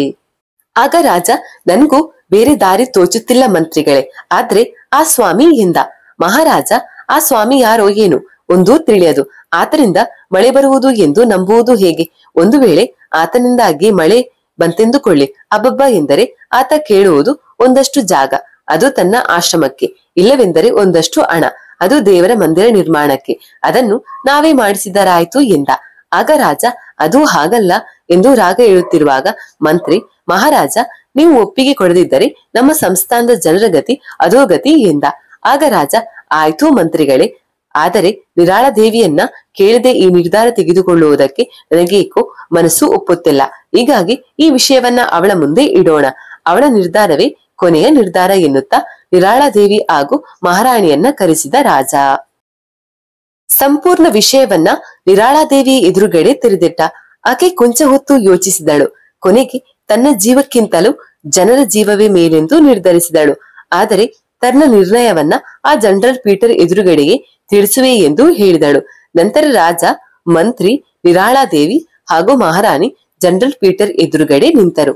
ನಿರಾಳಾದೇವಿಯನ್ನು ನೋಡುತ್ತಲೇ ರೋಮಾಂಚಿತನಾದ ಜನರಲ್ ಎದ್ದು ನಿಂತು, dear princess Nirala, I am in love with you. ಈ ಜನರಲ್ ಸೋಲ್ಜರ್ ನ ಆಕ್ಸೆಪ್ಟ್ ಮಾಡಿಕೊ ಎಂದ. ಅವನ ಮಾತಿಗೆ ನಿರಾಳಾದೇವಿ ನಕ್ಕಳು. ಅದರಿಂದ ಖುಷಿಗೊಂಡ ಪೀಟರ್, ನಿನ್ನನ್ನ ನೋಡುತ್ತಲೇ ನಾನು ಕಳೆದು ಹೋಗಿದ್ದೆ. ನಿನ್ನನ್ನು ಅವಾಗವಾಗ ಕದ್ದು ಮುಚ್ಚಿ ನೋಡುತ್ತಿದ್ದೆ. ನಿನ್ನನ್ನು ಪ್ರೀತಿಸುತ್ತಿದ್ದೇನೆ. ನನ್ನ ಪ್ರೀತಿಯನ್ನ ಆಕ್ಸೆಪ್ಟ್ ಮಾಡಿಕೊ ಪ್ಲೀಸ್ ಎಂದ. ಅದಕ್ಕೆ ನಿರಾಳಾದೇವಿ ನಗುತ್ತಾ, ನಿಮ್ಮ ಮಾತು ಕೇಳಿ ನನಗೆ ಖುಷಿಯಾಗುತ್ತಿದೆ. ನೀವು ನನಗೆ ನಿಜವಾಗಿಯೂ ಇಡಿಸಿದಿರಿ. ನಾನು ನಿಮ್ಮನ್ನ ಮನಸಾರೆ ಸ್ವೀಕರಿಸುವೆ ಎಂದಳು. ಅವಳ ಮಾತಿನಿಂದ ಖುಷಿಗೊಂಡ ಪೀಟರ್ ಆಕೆ ಕೈ ಹಿಡಿದು ಚುಂಬಿಸಿದ. ಆ ದೃಶ್ಯ ನೋಡಿ ಎಲ್ಲರೂ ಖುಷಿಗೊಂಡರು. ನಂತರ ರಾಜ ಪೀಟರ್ಗೆ ಮಾತು ಕೊಟ್ಟ. ಆದರೆ ಪೀಟರ್ ಎಲ್ಲವೂ ಪತ್ರದಲ್ಲಿ ದಾಖಲಾಗಬೇಕು, ಆಗ ಮಾತ್ರ ಮೇಲಿನವರು ಒಪ್ಪುತ್ತಾರೆ ಎಂದ. ಆಗ ರಾಜ ಪತ್ರದಲ್ಲಿ ಬರೆದು ಪೀಟರ್ನನ್ನ ಬೀಳ್ಕೊಟ್ಟ. ಪೀಟರ್ ಆ ಪತ್ರವನ್ನ ಹಿಡಿದುಕೊಂಡು ನಡೆದ. ಇತ್ತ ಸಂಜೆಗೆ ಪೂಜೆ ಮುಗಿಸಿದ ಮಂತ್ರವಾದಿ ತನ್ನ ಸೇವಕರನ್ನ ಕರೆದ. ನಂತರ ಕೋನವನ್ನ ಬಳಿ ನೀಡಿ ರಕ್ತವನ್ನ ದೇವಿಯ ಪಾದದ ಮುಂದಿಟ್ಟದ ತಡ ದೇವಿ ಪ್ರತ್ಯಕ್ಷವಾಗಿ ವರ ಕೇಳಿದಳು. ಆಗ ಮರ್ಜಲ ಮಹೇಶ್ವರ ಸಂಸ್ಥಾನಕ್ಕೆ ಮಳೆ ಬೇಕೆಂದು ಕೇಳಿದ. ತಕ್ಷಣವೇ ಮಳೆ ಸುರಿಯತೊಡಗಿತು. ಎಲ್ಲ ಕೆರೆ ಬಾವಿಗಳು ತುಂಬಿ ತುಳುಕಿದವು. ಇತ್ತ ಮಳೆ ಬಂದುದನ್ನ ನೋಡಿ ಇಡೀ ರಾಜ್ಯದ ಜನರು ಮಳೆಯಲ್ಲಿ ಮಿಂದರು. ತಮ್ಮ ಕಷ್ಟಗಳಿನ್ನೂ ದೂರವಾದವು ಎಂದು ಖುಷಿ ಪಡತೊಡಗಿದರು. ಮಹಾರಾಜನನು ತುಂಬಾ ಹರ್ಷಗೊಂಡನು. ಮಾರನೇ ದಿನ ಮರ್ಜಲ ಮಹೇಶ್ವರ ರಾಜನ ಆಸ್ಥಾನಕ್ಕೆ ಬಂದ. ಆತ ಬರುತ್ತಲೇ ತುಂಬಾ ಆದರಾತಿಥ್ಯದಿಂದ ಆತನನ್ನ ಸ್ವಾಗತಿಸಿದ ರಾಜ. ನಂತರ ಅವನಿಗೆ ವಿಶೇಷವಾದ ಭೋಜನವನ್ನ ಉಣಬಡಿಸಿದ. ರಾಜನ ಸ್ವಾಗತದಿಂದ ಹಾಗೂ ಆತನ ಅತಿಥಿ ಸತ್ಕಾರದಿಂದ ಮರ್ಜಲ ಮಹೇಶ್ವರ ಸಂತಸಗೊಂಡ. ಸ್ವಾಮಿಗಳೇ, ಹೇಳಿ, ಈ ಅಲ್ಪನಿಂದ ನಿಮಗೆ ಏನಾಗ್ಬೇಕು? ನೀವು ಕೇಳುವುದನ್ನ ಕೊಡುವೆ ಎಂದ. ಆಗ ಮರ್ಜಲ ಮಹೇಶ್ವರ, ಅಲ್ಪನೆ, ನೀನು ಅಲ್ಪನೇ ರಾಜ? ಯಾರ ಹತ್ತಿರವೂ ಇಲ್ಲದಂತಹ ಅನಘ್ಯ ರತ್ನ ಒಂದು ಇಟ್ಟುಕೊಂಡಿರುವ ನೀನು ಅಲ್ಪನೇ ಎಂದ. ಆಗ ರಾಜ ಅಚ್ಚರಿಯಿಂದ ಮಂತ್ರಿಯ ಮುಖವನ್ನೊಮ್ಮೆ ನೋಡಿದ. ನನ್ನ ಖಜಾನೆಯಲ್ಲಿ ರತ್ನಗಳು ಮುತ್ತುಗಳು ಇವೆ. ಆದರೆ ನೀವು ಹೇಳುವ ಅನಘ್ಯ ರತ್ನ ಯಾವುದೆಂದು ತಿಳಿಯುತ್ತಿಲ್ಲ. ನಮ್ಮ ಖಜಾನೆಯಲ್ಲಿ ಅದ್ಯಾವುದೆಂದು ನೀವು ತೋರಿಸಿದರೆ ನಾನು ಅದನ್ನ ನಿಮಗೆ ಒಪ್ಪಿಸುವೆ ಎಂದ ರಾಜ. ಅದಕ್ಕೆ ಮರ್ಜಲ ಮಹೇಶ್ವರ ನಗುತ್ತಾ, ರಾಜ, ನಾನು ಮಾತನಾಡುತ್ತಿರುವುದು ಖಜಾನೆಯಲ್ಲಿರುವ ರತ್ನದ ಬಗ್ಗೆ ಅಲ್ಲ, ಬದಲಾಗಿ ಅರಮನೆಯಲ್ಲಿರುವ ರತ್ನದ ಬಗ್ಗೆ ಎಂದ. ರಾಜ, ಏನು? ಅರಮನೆಯಲ್ಲಿರುವ ರತ್ನವೇ? ಯಾವುದದು? ಎಲ್ಲಿದೆ ಎಂದ. ಆಗ ಮರ್ಜಲ ಮಹೇಶ್ವರ, ನಿನ್ನ ಮಗಳು ಕುಮಾರಿ ನಿರಾಳಾದೇವಿ. ನನಗೆ ಬೇಕಿರುವುದು ಅವಳೇ ಎಂದ. ಈ ವ್ಯಾಖ್ಯಾನವನ್ನ ಓದಿದವನೇ ರಾಜಿ, ಅಲಕಪಟಿ ಮರ್ಜಲ, ನಿನಗೆ ಯಾಕೋ ಬೇಕು ಹುಡುಗಿ? ನೀನು ಸನ್ಯಾಸಿ. ಆ ಹುಡುಗಿಯನ್ನ ಕರ್ಕೊಂಡು ಹೋಗಿ ಏನೋ ಮಾಡ್ತೀಯ ಎಂದ ಜೋರಾಗಿ. ಆಗ ಗೋಡೆಯ ಮೇಲೆ ಆರುತ್ತಿದ್ದ ಆಕೃತಿಯಿಂದ ಹೆಣ್ಣಿನ ಧ್ವನಿಯೊಂದು ಬಂದಿತು. ಆ ನಿಜ ನಿಜ ಎಂದು ರಾಜಿಗೆ ಒಮ್ಮೆಲೆ ಧ್ವನಿ ಕೇಳಿಸಿತು. ಕೂಡಲೇ ರಾಜಿ ಶಾಕ್ ಆದ. ಒಮ್ಮೆಲೆ ತಿರುಗಿ ಸುತ್ತಲೂ ನೋಡಿದ. ಒಂದೇ ಒಂದು ಸೆಕೆಂಡ್ ನಲ್ಲಿ ಆ ಆಕೃತಿಯನ್ನ ನೋಡಿದ ರಾಜಿ. ಆದರೆ ಪೂರ್ತಿಯಾಗಿ ಆತ ಅದನ್ನ ನೋಡಲಿಲ್ಲ. ಆತ ನೋಡುತ್ತಿರುವುದು ಗೊತ್ತಾಗುತ್ತಿದ್ದಂತೆ ಆ ಆಕೃತಿ ಅಲ್ಲಿಂದ ಮಾಯವಾಯಿತು. ಮುಂದುವರೆದು ರಾಜಿ, ಅರೆ, ಮತ್ತೆ ಇದೇ ಎಲ್ಲಿಂದ ಧ್ವನಿ ಬಂತು? ನಾನೇನಾದ್ರೂ ಯಾರ ಜೊತೆಗಾದ್ರೂ ಮಾತಾಡಿದ್ನ ಅಥವಾ ಇದು ನನ್ನ ಭ್ರಮೇನ ಎಂದು ತಲೆ ಕೆರೆದುಕೊಂಡ. ಅಯ್ಯೋ ಕರ್ಮ, ಈ ಪುಸ್ತಕ ರಾತ್ರಿ ಹೊತ್ತು ಇನ್ನಿನ್ಮೇಲಿಂದ ಓದೋಕೆ ಆಗಬಾರ್ದಪ್ಪ ಎನ್ನುತ್ತಾ ಪುಸ್ತಕವನ್ನ ಮುಚ್ಚಿಟ್ಟುಕೊಂಡು ಬಂದು ಹಾಸಿಗೆ ಮೇಲೆ ಮಲಗಿ ನಿದ್ದೆಗೆ ಜಾರಿದ. ಆದರೆ ರಾಜಿಗೆ ಆ ಆಕೃತಿಯ ಕೊಂಚ ಭಾಗವನ್ನ ನೋಡಿದ್ದು ಖಚಿತವಾಗಿತ್ತು. ಹೀಗಾಗಿ ಯಾವುದು ಆಕೃತಿ ಎಂದು ಅವನು ತುಂಬಾ ಚಿಂತಿಸುತ್ತಲೇ ಮಲಗಿದ್ದ. ಮಾರನೇ ದಿನ ಬೆಳಗಾಗುತ್ತಲೇ ರಾಜ ಯಥಾ ಪ್ರಕಾರ ಎದ್ದು ತನ್ನ ನಿತ್ಯ ಕರ್ಮಗಳನ್ನ ಮುಗಿಸಿಕೊಂಡು ಅಮ್ಮನಿಗೆ ಟೀ ಹೇಳಿ ಟಿವಿ ಎದುರು ಕುಳಿತುಕೊಂಡು ನ್ಯೂಸ್ ಚಾನೆಲ್ ನೋಡತೊಡಗಿದ. ಆಗ 3-4 ದಿನಗಳ ಹಿಂದೆ ಮನೆಯಿಂದ ಕಣ್ಮರೆಯಾಗಿದ್ದ ಯುವಕನ ದೇಹ ಈಗ ಕೆರೆಯಲ್ಲಿ ದೊರಕಿದೆ ಎಂಬುದಾಗಿ ನ್ಯೂಸ್ ಬಂದಿತ್ತು. ಅದನ್ನು ನೋಡುತ್ತಲೇ ಯಾರಿದು ಎಂಬ ಕುತೂಹಲ ರಾಜಿಗೆ ಶುರುವಾಯಿತು. ಅಷ್ಟೊತ್ತಿಗೆ ಪೂರ್ಣಮ್ಮ ರಾಜಿಗೆ ಕೈಗೆ ಕಪ್ ಕೊಟ್ಟು, ತಗೊಳ್ಳೋ, ಕಾಫಿ ಕುಡಿ ಎಂದರು. ಇನ್ನೊಂದು ಲೋಟದಲ್ಲಿ ಕಾಫಿ ತೆಗೆದುಕೊಂಡು ರಾಜಿಯ ಪಕ್ಕದಲ್ಲಿ ಕುಳಿತು ಕುಡಿಯತೊಡಗಿದರು. ರಾಜಿ ಕಾಫಿ ಇರುತ್ತಾ ನ್ಯೂಸ್ ನೋಡುತ್ತಿದ್ದ. ಈ ಯುವಕ ಖಾಸಗಿ ಕಂಪನಿಯೊಂದರ ಉದ್ಯೋಗಿದ್ದು 3 ದಿನಗಳಿಂದ ಕಾಣೆಯಾಗಿದ್ದ. ಈತನ ಸಾವಿನ ಮನೆಯವರು ಈತನ ಪ್ರೀತಿಗೆ ಒಪ್ಪದಿರುವುದೇ ಕಾರಣ. ಜೊತೆಗೆ ಈತನನ್ನ ಪ್ರೀತಿಸುತ್ತಿದ್ದ ಹುಡುಗಿಯು 3 ದಿನಗಳ ಹಿಂದೆ ಇದೇ ಕಾರಣಕ್ಕಾಗಿ ಆತ್ಮಹತ್ಯೆ ಮಾಡಿಕೊಂಡಿದ್ದಾಳೆ ಎಂಬುದಾಗಿ ಸುದ್ದಿ ಮೂಲಗಳು ತಿಳಿಸಿವೆ ಎಂಬ ನ್ಯೂಸ್ ಓದಿದ. ಆಗ ರಾಜಿ, ಅರೆ, ಇದು ನಮ್ ಚಿನ್ನು ಸುಸೈಡ್ ಆಗಿದ್ರೆ ಒಂದು ವೇಳೆ ಏನಾದ್ರೂ ನಮ್ ಚಿನ್ನುಗೆ ಈ ಹುಡುಗನಿಗೂ ಎಂದು ಯೋಚಿಸುತ್ತಿದ್ದಂತೆಯೇ ಮನೆಯ ಬೆಲ್ ಆಯಿತು. ಆಗ ಪೂರ್ಣಮ್ಮ, ಯಾರು ನೋಡೋ ರಾಜಿ ಎಂದು ತಾವು ತಮ್ಮ ಖಾಲಿಯಾದ ಕಾಫಿ ಕಪ್ಪನ್ನ ಹಿಡಿದುಕೊಂಡು ಅಡುಗೆ ಮನೆಗೆ ನಡೆದರು. ರಾಜಿ, ಆಯ್ತಮ್ಮ ಎನ್ನುವಷ್ಟರಲ್ಲಿ ಮತ್ತೆ ಬೆಲ್ ಆಯ್ತು. ಬಂದೆ ಎಂದು ಕೂಗುತ್ತಾ ರಾಜಿ, ಬೆಳಿಗ್ಗೆ ಬೆಳಿಗ್ಗೆ ಯಾರು, ಹಾಲ್ನವರು ಇರಬಹುದಾ ಎಂದು ಮಾತನಾಡುತ್ತಾ ಕಾಫಿ ಇರುತ್ತಾ ಹೋಗಿ ಬಾಗಿಲು ತೆಗೆದ. ನೋಡಿದರೆ ಪೂರ್ಣಮ್ಮ. ಅರೆ ಅಮ್ಮ, ನೀನು ಯಾವಾಗ ಹೊರಗೆ ಹೋಗಿದ್ದು ಎಂದು ಕೇಳಿದ. ನಾನು ಹೋಗಿ ತುಂಬಾ ಹೊತ್ತಾಯ್ತು. ಇವತ್ತು ಶನಿವಾರ ಅಲ್ವೇನೋ, ಹೀಗಾಗಿ ಆಂಜನೇಯ ದೇವಸ್ಥಾನಕ್ಕೆ ಹೋಗಿದ್ದೆ. ಯಾಕೆ, ನಾನು ಪ್ರತಿ ಶನಿವಾರ ಆಂಜನೇಯ ದೇವಸ್ಥಾನಕ್ಕೆ ಹೋಗ್ತೀನಿ ಅನ್ನೋದನ್ನ ಮರೆತು ಹೋದ್ಯಾ ಹೇಗೆ ಎಂದು ಕೇಳಿದರು. ಆಗ ರಾಜಿ, ಹೌದಲ್ವಾ, ಅಮ್ಮ ಪ್ರತಿ ಶನಿವಾರ ದೇವಸ್ಥಾನಕ್ಕೆ ಹೋಗ್ತಾಳೆ. ಹಾಗಿದ್ರೆ ಈ ಕಾಫಿ ನನ್ನ ಕೈಗೆ ಕೊಟ್ಟೋದ್ಯಾರು, ನನ್ನ ಜೊತೆ ಕಾಫಿ ಕುಡಿದಿದ್ಯಾರು ಎಂದು ಮನಸ್ಸಿನಲ್ಲಿಯೇ ಹೇಳಿಕೊಂಡು ತಲೆ ಕೆರೆದುಕೊಳ್ಳತೊಡಗಿದ. ಅದ್ ಸರಿ, ಹೋಗುವಾಗ ನೀನು ಮಲಗಿದ್ದಕ್ಕೆ ನಾನು ಹೊರಗಿನಿಂದ ಬಾಗಿಲು ಹಾಕೊಂಡು ಹೋಗಿದ್ದೆ. ಆದ್ರೆ ಈಗ ಒಳಗಿಂದ ನೀನು ಬಾಗಿಲು ತೆಗಿದ್ಯಲ್ಲ, ಯಾರಾದ್ರೂ ಬಂದಿದ್ರ ಮನೆಗೆ ಎಂದರು ಪೂರ್ಣಮ್ಮ. ರಾಜಿಗೆ ಏನು ಹೇಳಬೇಕೆಂದು ತಿಳಿಯದೆ, ಊನಮ್ಮ, ನನ್ನ ಗೆಳೆಯ ಬಂದಿದ್ದ, ಅದು ಬಿಡ ಹೋಗಲಿ ಎಂದವನೇ ಅಡುಗೆ ಮನೆಗೆ ಹೋಗಿ ಅಲ್ಲಿ ಯಾರಾದ್ರೂ ಇದ್ದಾರೆ ಎಂಬುದನ್ನ ಹುಡುಕಿದ. ಆದ್ರೆ ಅಲ್ಲಿ ಯಾರೂ ಕಾಣಿಸಲಿಲ್ಲ. ಹೀಗಾಗಿ ಪೂರ್ಣಮ್ಮನಿಗೆ ರಾಜಿ, ಅಮ್ಮ, ನನಗೆ ಸ್ವಲ್ಪ ಕೆಲಸ ಇದೆ, ನಾನು ಹೊರಗೆ ಹೋಗ್ಬೇಕು, ನೀನು ತಿಂಡಿಗೆ ರೆಡಿ ಮಾಡು ಎಂದು ಹೇಳಿ ಸ್ನಾನ ಮಾಡಿಕೊಂಡು ಬಂದು ತಿಂಡಿ ತಿನ್ನತೊಡಗಿದ. ಆಗ ಪೂರ್ಣಮ್ಮ, ಯಾಕೋ ಇಷ್ಟು ಬೇಗ ಎಲ್ಲಿಗೆ ಹೋಗ್ತಾ ಇದ್ಯಾ, ಜಾಬ್ ಇಂಟರ್ವ್ಯೂ ಏನಾದ್ರು ಎಂದರು. ಆತರ ಏನು ಇಲ್ಲಮ್ಮ, ಇಲ್ಲೇ ಸ್ವಲ್ಪ ಕೆಲಸ ಇದೆ ಎನ್ನುತ್ತಾ ರಾಜಿ ತಿಂಡಿ ಮುಗಿಸಿ ಬೈಕ್ ಏರಿ ಹೊರಟ. ಸ್ವಲ್ಪ ದೂರ ಹೋಗುತ್ತಲೇ ಆತನ ಫೋನ್ ರಿಂಗ್ ಆಗತೊಡಗಿತು. ಎತ್ತಿ ಹಲೋ ಎನ್ನುತ್ತಲೇ, ನಾನು ರಾಜಿ, ನಿಮ್ಮ ಪಕ್ಕದ ಮನೆ ಶ್ಯಾಮಣ್ಣ ಎಂದರು. ಅವರ ಧ್ವನಿಯಲ್ಲಿ ನಡುಕವಿತ್ತು, ಭಯವಿತ್ತು. ಹೇಳಿ ಅಂಕಲ್ ಎಂದ ರಾಜಿ. ರಾಜಿ, ನಿಮ್ಮ ತಾಯಿ ಮೂರ್ಛೆ ಬಂದು ಬಿದ್ದು ಬಿಟ್ಟಿದ್ದಾರೆ, ಬೇಗ ಬಾ ಎಂದ ಶ್ಯಾಮಣ್ಣ. ಆತನ ಮಾತಿಗೆ ಗಾಬರಿಯಾದ ರಾಜಿ ಕೂಡಲೇ ಬೈಕ್ ತಿರುಗಿಸಿ ಮನೆಯ ಕಡೆಗೆ ಬಂದ. ಬರುತ್ತಲೇ ಶ್ಯಾಮಣ್ಣ ಹಾಗೂ ಅಕ್ಕಪಕ್ಕದ ಮನೆಯವರು ಪೂರ್ಣಮ್ಮನವರನ್ನ ಸುತ್ತುವರೆದಿದ್ದರು. ಅದನ್ನು ನೋಡಿ ರಾಜಿ ಪೂರ್ತಿಯಾಗಿ ಗಾಬರಿಗೊಂಡ. ಅಮ್ಮ, ಏನಾಯ್ತಮ್ಮ ಎಂದು ಕಣ್ಣೀರು ಹಾಕತೊಡಗಿದ. ಅಷ್ಟೊತ್ತಿಗೆ ಆಂಬ್ಯುಲೆನ್ಸ್ ಬಂದಿತು. ಕೂಡಲೇ ಅವರನ್ನ ಹಾಸ್ಪಿಟಲ್ಗೆ ಶಿಫ್ಟ್ ಮಾಡಲಾಯಿತು. ರಾಜಿಗೆ ಗಾಬರಿಯಾಗಿ ಏನು ಮಾಡಬೇಕೆಂದು ತೋಚದೆ ಆದಿ ಹಾಗೂ ನಿರುಗೆ ಫೋನ್ ಮಾಡಿ ವಿಷಯ ತಿಳಿಸಿದ. ಅವರು ಹಾಸ್ಪಿಟಲ್ಗೆ ಬಂದು ರಾಜಿಯನ್ನ ಸೇರಿಕೊಂಡು ಅವನಿಗೆ ಧೈರ್ಯ ಹೇಳಿದರು. ಪೂರ್ಣಮ್ಮನವರನ್ನ ಚೆಕ್ ಮಾಡಿದ ಡಾಕ್ಟರ್, ಬಿಪಿ ಕಡಿಮೆ ಆಗಿರೋದ್ರಿಂದ ಹೀಗೆ ಆಗಿದೆ ಅಷ್ಟೇ, ಹೆದರುವ ಅವಶ್ಯಕತೆ ಇಲ್ಲ, ಈಗ ಎಲ್ಲವೂ ಸರಿಯಾಗಿದೆ ಎಂದ ಮೇಲೆ ರಾಜಿ ನಿಟ್ಟುಸಿರು ಬಿಟ್ಟಿದ್ದು. ನಂತರ ಆದಿ, ಡಾಕ್ಟರ್, ಅಮ್ಮನನ್ನ ಯಾವಾಗ ಡಿಸ್ಚಾರ್ಜ್ ಮಾಡ್ತೀರಾ ಎಂದು ಕೇಳಿದ. ಆಗ ಡಾಕ್ಟರ್, ನಾಳೆ ಸಂಜೆಗೆ ಎಂದರು. ಓಕೆ ಎನ್ನುತ್ತಾ ಡಾಕ್ಟರ್ ನನ್ನ ಬೀಳ್ಕೊಟ್ಟರು. ಇತ್ತ ಪೂರ್ಣಮ್ಮನನ್ನ ವಾರ್ಡ್ಗೆ ಶಿಫ್ಟ್ ಮಾಡಿದರು. ರಾಜಿ, ಆದಿ, ನಿರುತ್ತರ ಮೂವರು ಅಲ್ಲಿಯೇ ಇದ್ದು ಅವರನ್ನ ನೋಡಿಕೊಂಡರು. ಮಧ್ಯಾಹ್ನದ ಹೊತ್ತಿಗೆ ನಿರುತ್ತರಳ ತಂದೆ ತಾಯಿಯಾದ ಲಕ್ಷ್ಮಿ ಹಾಗೂ ವಿನೋದ ಹಾಸ್ಪಿಟಲ್ಗೆ ಬಂದು ಪೂರ್ಣಮ್ಮನ ಆರೋಗ್ಯ ವಿಚಾರಿಸಿದರು. ನಿರುತ್ತರಳ ತಾಯಿ ಲಕ್ಷ್ಮಿ, ನೀವೇನು ಯೋಚನೆ ಮಾಡಬೇಡಿ ಪೂರ್ಣಮ್ಮ, ವಿಶ್ರಾಂತಿ ತಗೊಳ್ಳಿ ಎಂದು ಧೈರ್ಯ ಹೇಳಿದರು. ಆಗ ನಿರುತ್ತರ, ಅಮ್ಮ, ನಾನು ಇವತ್ತು ಮತ್ತು ನಾಳೆ ಆಂಟಿ ಜೊತೆಗೇನೆ ಇದ್ದು ನಾಳೆ ಸಂಜೆಗೆ ಮನೆಗೆ ಬರ್ತೀನಿ ಎಂದಳು. ಅದಕ್ಕೆ ರಾಜಿ, ಏನ್ ಪೂರ್ಣ, ನಿನ್ಗ್ಯಾಕೆ ತೊಂದ್ರೆ, ನಾನಿದ್ದೀನಿ ತಾನೆ, ಡೋಂಟ್ ವರಿ ಎಂದ. ಆಗ ಲಕ್ಷ್ಮಿ, ಅದು ಆಗಲ್ಲ ರಾಜಿ, ಕೆಲವೊಂದು ವಿಷಯಗಳಲ್ಲಿ ಹೆಣ್ಣು ಮಕ್ಕಳೇ ಇರಬೇಕಾಗುತ್ತೆ, ನಿನಗೆ ಗೊತ್ತಾಗಲ್ಲ, ನೀನು ಸುಮ್ಮನಿರು ಎಂದು ಹೇಳುತ್ತಾ ಮುಂದುವರೆದು, ಆಯ್ತು ನೀರು, ನೀನು ನಾಳೆ ಸಂಜೆಗೆ ಮನೆಗೆ ಆಯ್ತಾ ಎಂದು ಅವಳ ತಲೆ ನೆವರಿಸಿ ಹೇಳಿ ಅವರು ಅಲ್ಲಿಂದ ನಡೆದರು. ಅಲ್ಲಿಂದ ಸಂಜೆಗೆ ಆದಿಯನ್ನ ಬಲವಂತವಾಗಿ ರಾಜಿ ಹಾಗೂ ನೀರು ಕಳುಹಿಸಿ ಕೊಟ್ಟರು. ರಾತ್ರಿ ಎಲ್ಲ ಎಚ್ಚರವಿದ್ದು ಪೂರ್ಣಮ್ಮನನ್ನ ನೋಡಿಕೊಂಡರು ರಾಜಿ ಹಾಗೂ ನೀರು. ಹಾಸ್ಪಿಟಲ್ ವಾರ್ಡ್ ಅಲ್ಲಿ ಒಬ್ಬರಿಗೆ ಮಾತ್ರ ಇರುವುದಕ್ಕೆ ಅವಕಾಶವಿದ್ದರು. ಅದ್ಯಾಗೋ ಇಬ್ಬರು ಅಲ್ಲಿಯೇ ಕಳೆದರು. ಬೆಳಿಗ್ಗೆ ಪೂರ್ಣಮ್ಮನಿಗೆ ಸಹಾಯ ಮಾಡಿದಳು ನೀರು. ರಾಜಿಗೆ ಪೂರ್ಣಮ್ಮನನ್ನ ನೀರು ನೋಡಿಕೊಂಡ ರೀತಿ ನೋಡಿ ತುಂಬಾ ಖುಷಿಯಾಯ್ತು. ಅವಳು ತನ್ನ ಸ್ನೇಹಿತೆಯಾಗಿದ್ದರೂ ಸಹ ಈ ಹಿಂದೆ ಅವಳ ಮೇಲೆ ಎಂದೂ ಮೂಡದ ಭಾವನೆಯೊಂದು ಅವನಲ್ಲಿ ಮೊಳಕೆ ಒಡೆದಿತ್ತು. ಮಾರನೇ ದಿನ ಸಂಜೆ ಹಾಸ್ಪಿಟಲ್ನಿಂದ ಮನೆಗೆ ಬಂದಾಗ ನೀರು ಎಲ್ಲರಿಗೂ ಟೀ ಮಾಡಿ ಕೊಟ್ಟಳು. ರಾತ್ರಿ ಎಲ್ಲರೂ ಸೇರಿ ಊಟ ಮಾಡಿದರು. ನಂತರ ಆದಿ ಮನೆಗೆ ಹೊರಟ. ಆಗ ನೀರು, ನಾನು ಬರ್ತೀನಿ ಇರೋ, ನನ್ನನ್ನು ಮನೆಗೆ ಡ್ರಾಪ್ ಮಾಡು ಎಂದಳು. ಆಗ ಪೂರ್ಣಮ್ಮ, ಬೇಡ ನೀರು, ನೀನು ಇವತ್ತು ಇಲ್ಲೇ ಇರು, ನಾಳೆ ಬೆಳಿಗ್ಗೆ ಹೋಗು ಆಯ್ತಾ ಎಂದು ಬಲವಂತವಾಗಿ ನಿರುತ್ತಳನ್ನ ಉಳಿಸಿಕೊಂಡರು. ಆದಿ ಎಲ್ಲರಿಗೂ ಬಾಯ್ ಹೇಳಿ ಮನೆಗೆ ನಡೆದ.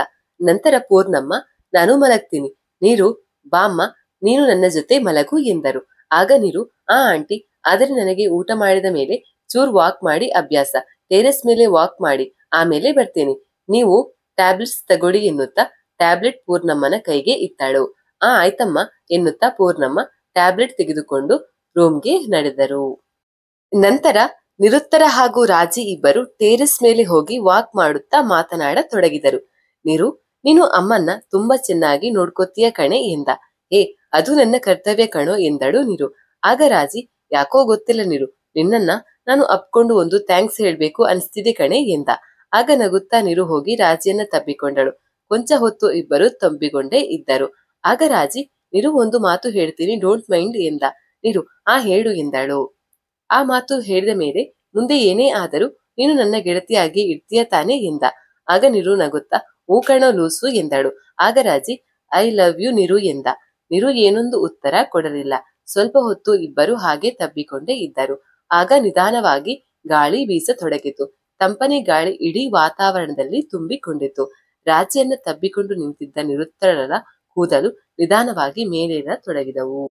ನೋಡುತ್ತಿದ್ದಂತೆ ಆ ಕೂದಲುಗಳು ಆರುತ್ತಾ ನಿರುತ್ತರಳ ಮುಖದ ಮುಂದೆ ಚಾಚಿಕೊಂಡವು. ಹಾಗೆ ನಿಧಾನವಾಗಿ ಗಾಳಿಗೆ ಕೂದಲು ಹಾರಿ ಪೂರ್ತಿ ಮುಖ ಕಾಣಿಸಿಕೊಂಡಿತ್ತು.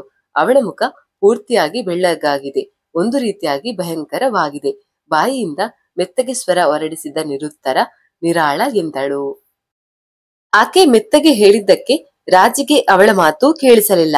ಹೀಗಾಗಿ ಆತ ಏನೆಂದು ನಿರು ಎನ್ನುತ್ತಾ ಆಕೆ ತೋಳುಗಳಿಂದ ಹಿಂದೆ ಸರಿದ. ಅಷ್ಟರಲ್ಲಾಗಲೇ ನಿರುಳ ಮುಖ ಮೊದಲನ ಹಾಗೆ ಆಗಿತ್ತು.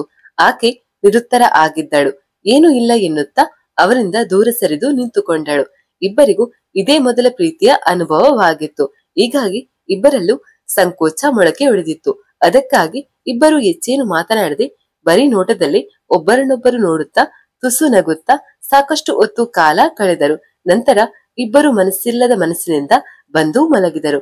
ಬೆಳಗ್ಗೆಯಾಗುತ್ತಲೇ ಪೂರ್ಣಮ್ಮ ರೆಡಿ ಆಗುತ್ತಿದ್ದರು. ಅದನ್ನು ನೋಡಿದ ರಾಜಿ, ಯಾಕಮ್ಮ ರೆಡಿ ಆಗ್ತಾ ಇದ್ದೀಯಾ ಎಂದು ಕೇಳಿದ.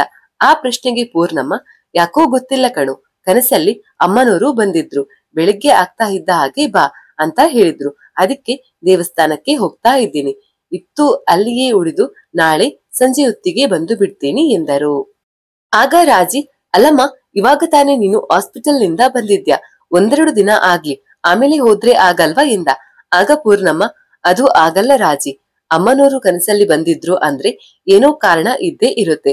ಮೊದಲು ದೇವಸ್ಥಾನಕ್ಕೆ ಹೋಗಿ ದರ್ಶನ ತಗೊಂಡು ಗುರುಗಳಿಗೆ ಕೇಳುವವರೆಗೂ ನನಗಂತೂ ಸಮಾಧಾನ ಆಗಲ್ಲ ಕಣು, ನಾನಂತೂ ಹೋಗಲೇಬೇಕು, ಬೇಕಿದ್ರೆ ನೀನು ಬಾ ಎಂದರು. ಆಗ ರಾಜಿ, ನಾನು ದೇವಸ್ಥಾನಕ್ಕೆ ಬರಲ್ಲ ಅಂತ ಗೊತ್ತಿದೆ ತಾನೆ ನಿನಗೆ, ಆದರೂ ಕರಿತಾ ಇದ್ಯೆ ಎಂದು ಪ್ರಶ್ನೆ ಮಾಡಿದ. ಆಗ ಪೂರ್ಣಮ್ಮ, ಅದು ಆಗಲ್ಲ ರಾಜಿ, ನಾನು ಈಗ ಪೂರ್ಣವಾಗಿ ಆರಾಮಾಗಿದ್ದೀನಿ, ನಿನ್ನ ಬಗ್ಗೆ ತುಂಬಾ ತಲೆ ಕೆಡಿಸ್ಕೊಡ್ಬೇಡ ಎಂದರು. ಆದರೂ ರಾಜಿ ಒಪ್ಪಲೇ ಇಲ್ಲ. ಅವರಿಬ್ಬರ ಮಾತುಗಳು ನಡೆದೇ ಇತ್ತು. ಆಗ ಅಡುಗೆ ಮನೆಯಿಂದ ಹೊರಗೆ ಬಂದ ನೀರು, ಆಂಟಿ, ನಿಮ್ಮ ಟಿಫಿನ್ ರೆಡಿ ಆಗಿದೆ, ತಿಂದು ನೀವು ರೆಡಿ ಆಗಿ, ರಾಜಿ ಹೇಗೋ ಎದ್ದಿದ್ದಾನಲ್ಲ, ಅವನೇ ನಿಮ್ಮನ್ನ ಬಸ್ ಸ್ಟ್ಯಾಂಡ್ಗೆ ಡ್ರಾಪ್ ಮಾಡ್ತಾನೆ ಎಂದಳು.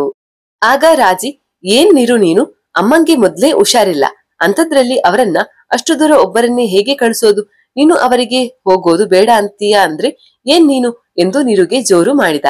ಆಗ ನೀರು, ರಾಜಿ, ಅವರ ಕನಸಲ್ಲಿ ಅಮ್ಮನವರು ಬಂದಿದ್ರಂತೆ, ಅದಕ್ಕೆ ಅವರು ಹೋಗ್ತೀನಿ ಅಂತಿದ್ದಾರೆ, ಹೋಗಲಿ ಬಿಡು ಎಂದಳು. ಅಲ್ಲ ನೀರು, ಕನಸಲ್ಲಿ ಬಂದರೆ ಹೋಗಿ ಬಿಡೋದಾ, ಸೈಕಾಲಜಿ ಪ್ರಕಾರ ಮಲಗೋ 2 ಗಂಟೆ ಮುಂಚೆ ಏನು ಯೋಚನೆ ಮಾಡಿರ್ತೇವೋ ಅದೇ ವಿಷಯ ಅಥವಾ ವ್ಯಕ್ತಿ ಕನಸಲ್ಲಿ ಬರೋದು ಗೊತ್ತಾ, ನಿನ್ನೆ ಅಮ್ಮ ಮಲಗುವಾಗ ಅಮ್ಮನವರ ಬಗ್ಗೆ ಯೋಚನೆ ಮಾಡಿದ್ಲೋ ಏನೋ, ಅದಕ್ಕೆ ಹೀಗಾಗಿದೆ ಅಷ್ಟೇ, ಅವರು ಹುಷಾರಾದ್ಮೇಲೆ ಹೋಗ್ಲಿ, ಇವಾಗ ಯಾಕೆ ಎಂದ ರಾಜಿ. ಅದಕ್ಕುತ್ತರವಾಗಿ ನೀರು, ರಾಜಿ, ಸೈಕಾಲಜಿ ನನಗೂ ಗೊತ್ತಿಲ್ಲ ಕಣೋ, ಆದ್ರೆ ನಂಬಿಕೆ ಅನ್ನೋ ಪದಕ್ಕಿರೋ ಶಕ್ತಿ ಬೇರೆ ಯಾವುದಕ್ಕೂ ಇಲ್ಲ. ಅವರು ಅಮ್ಮನವರನ್ನ ನಂಬಿದ್ದಾರೆ, ಅಮ್ಮನವರು ಅವರ ಕನಸಲ್ಲಿ ಬಂದು ದೇವಸ್ಥಾನಕ್ಕೆ ಬಾ ಅಂದಿದ್ದಾರೆ, ಅವರ ನಂಬಿಕೆಯನ್ನ ನಾನು ಪ್ರಶ್ನೆ ಮಾಡೋಕೆ ಹೋಗಲ್ಲ, ಅವರು ಹೋಗ್ತೀನಿ ಅಂತಿದ್ದಾರೆ ತಾನೆ, ಹೋಗಲಿ ಬಿಡು ಎಂದಳು. ಆಗ ಪೂರ್ಣಮ್ಮ, ಕರೆಕ್ಟ್ ಆಗಿ ಹೇಳಿದೆ ನೀರು ನೀನು ಎಂದರು ನಗುತ್ತಾ.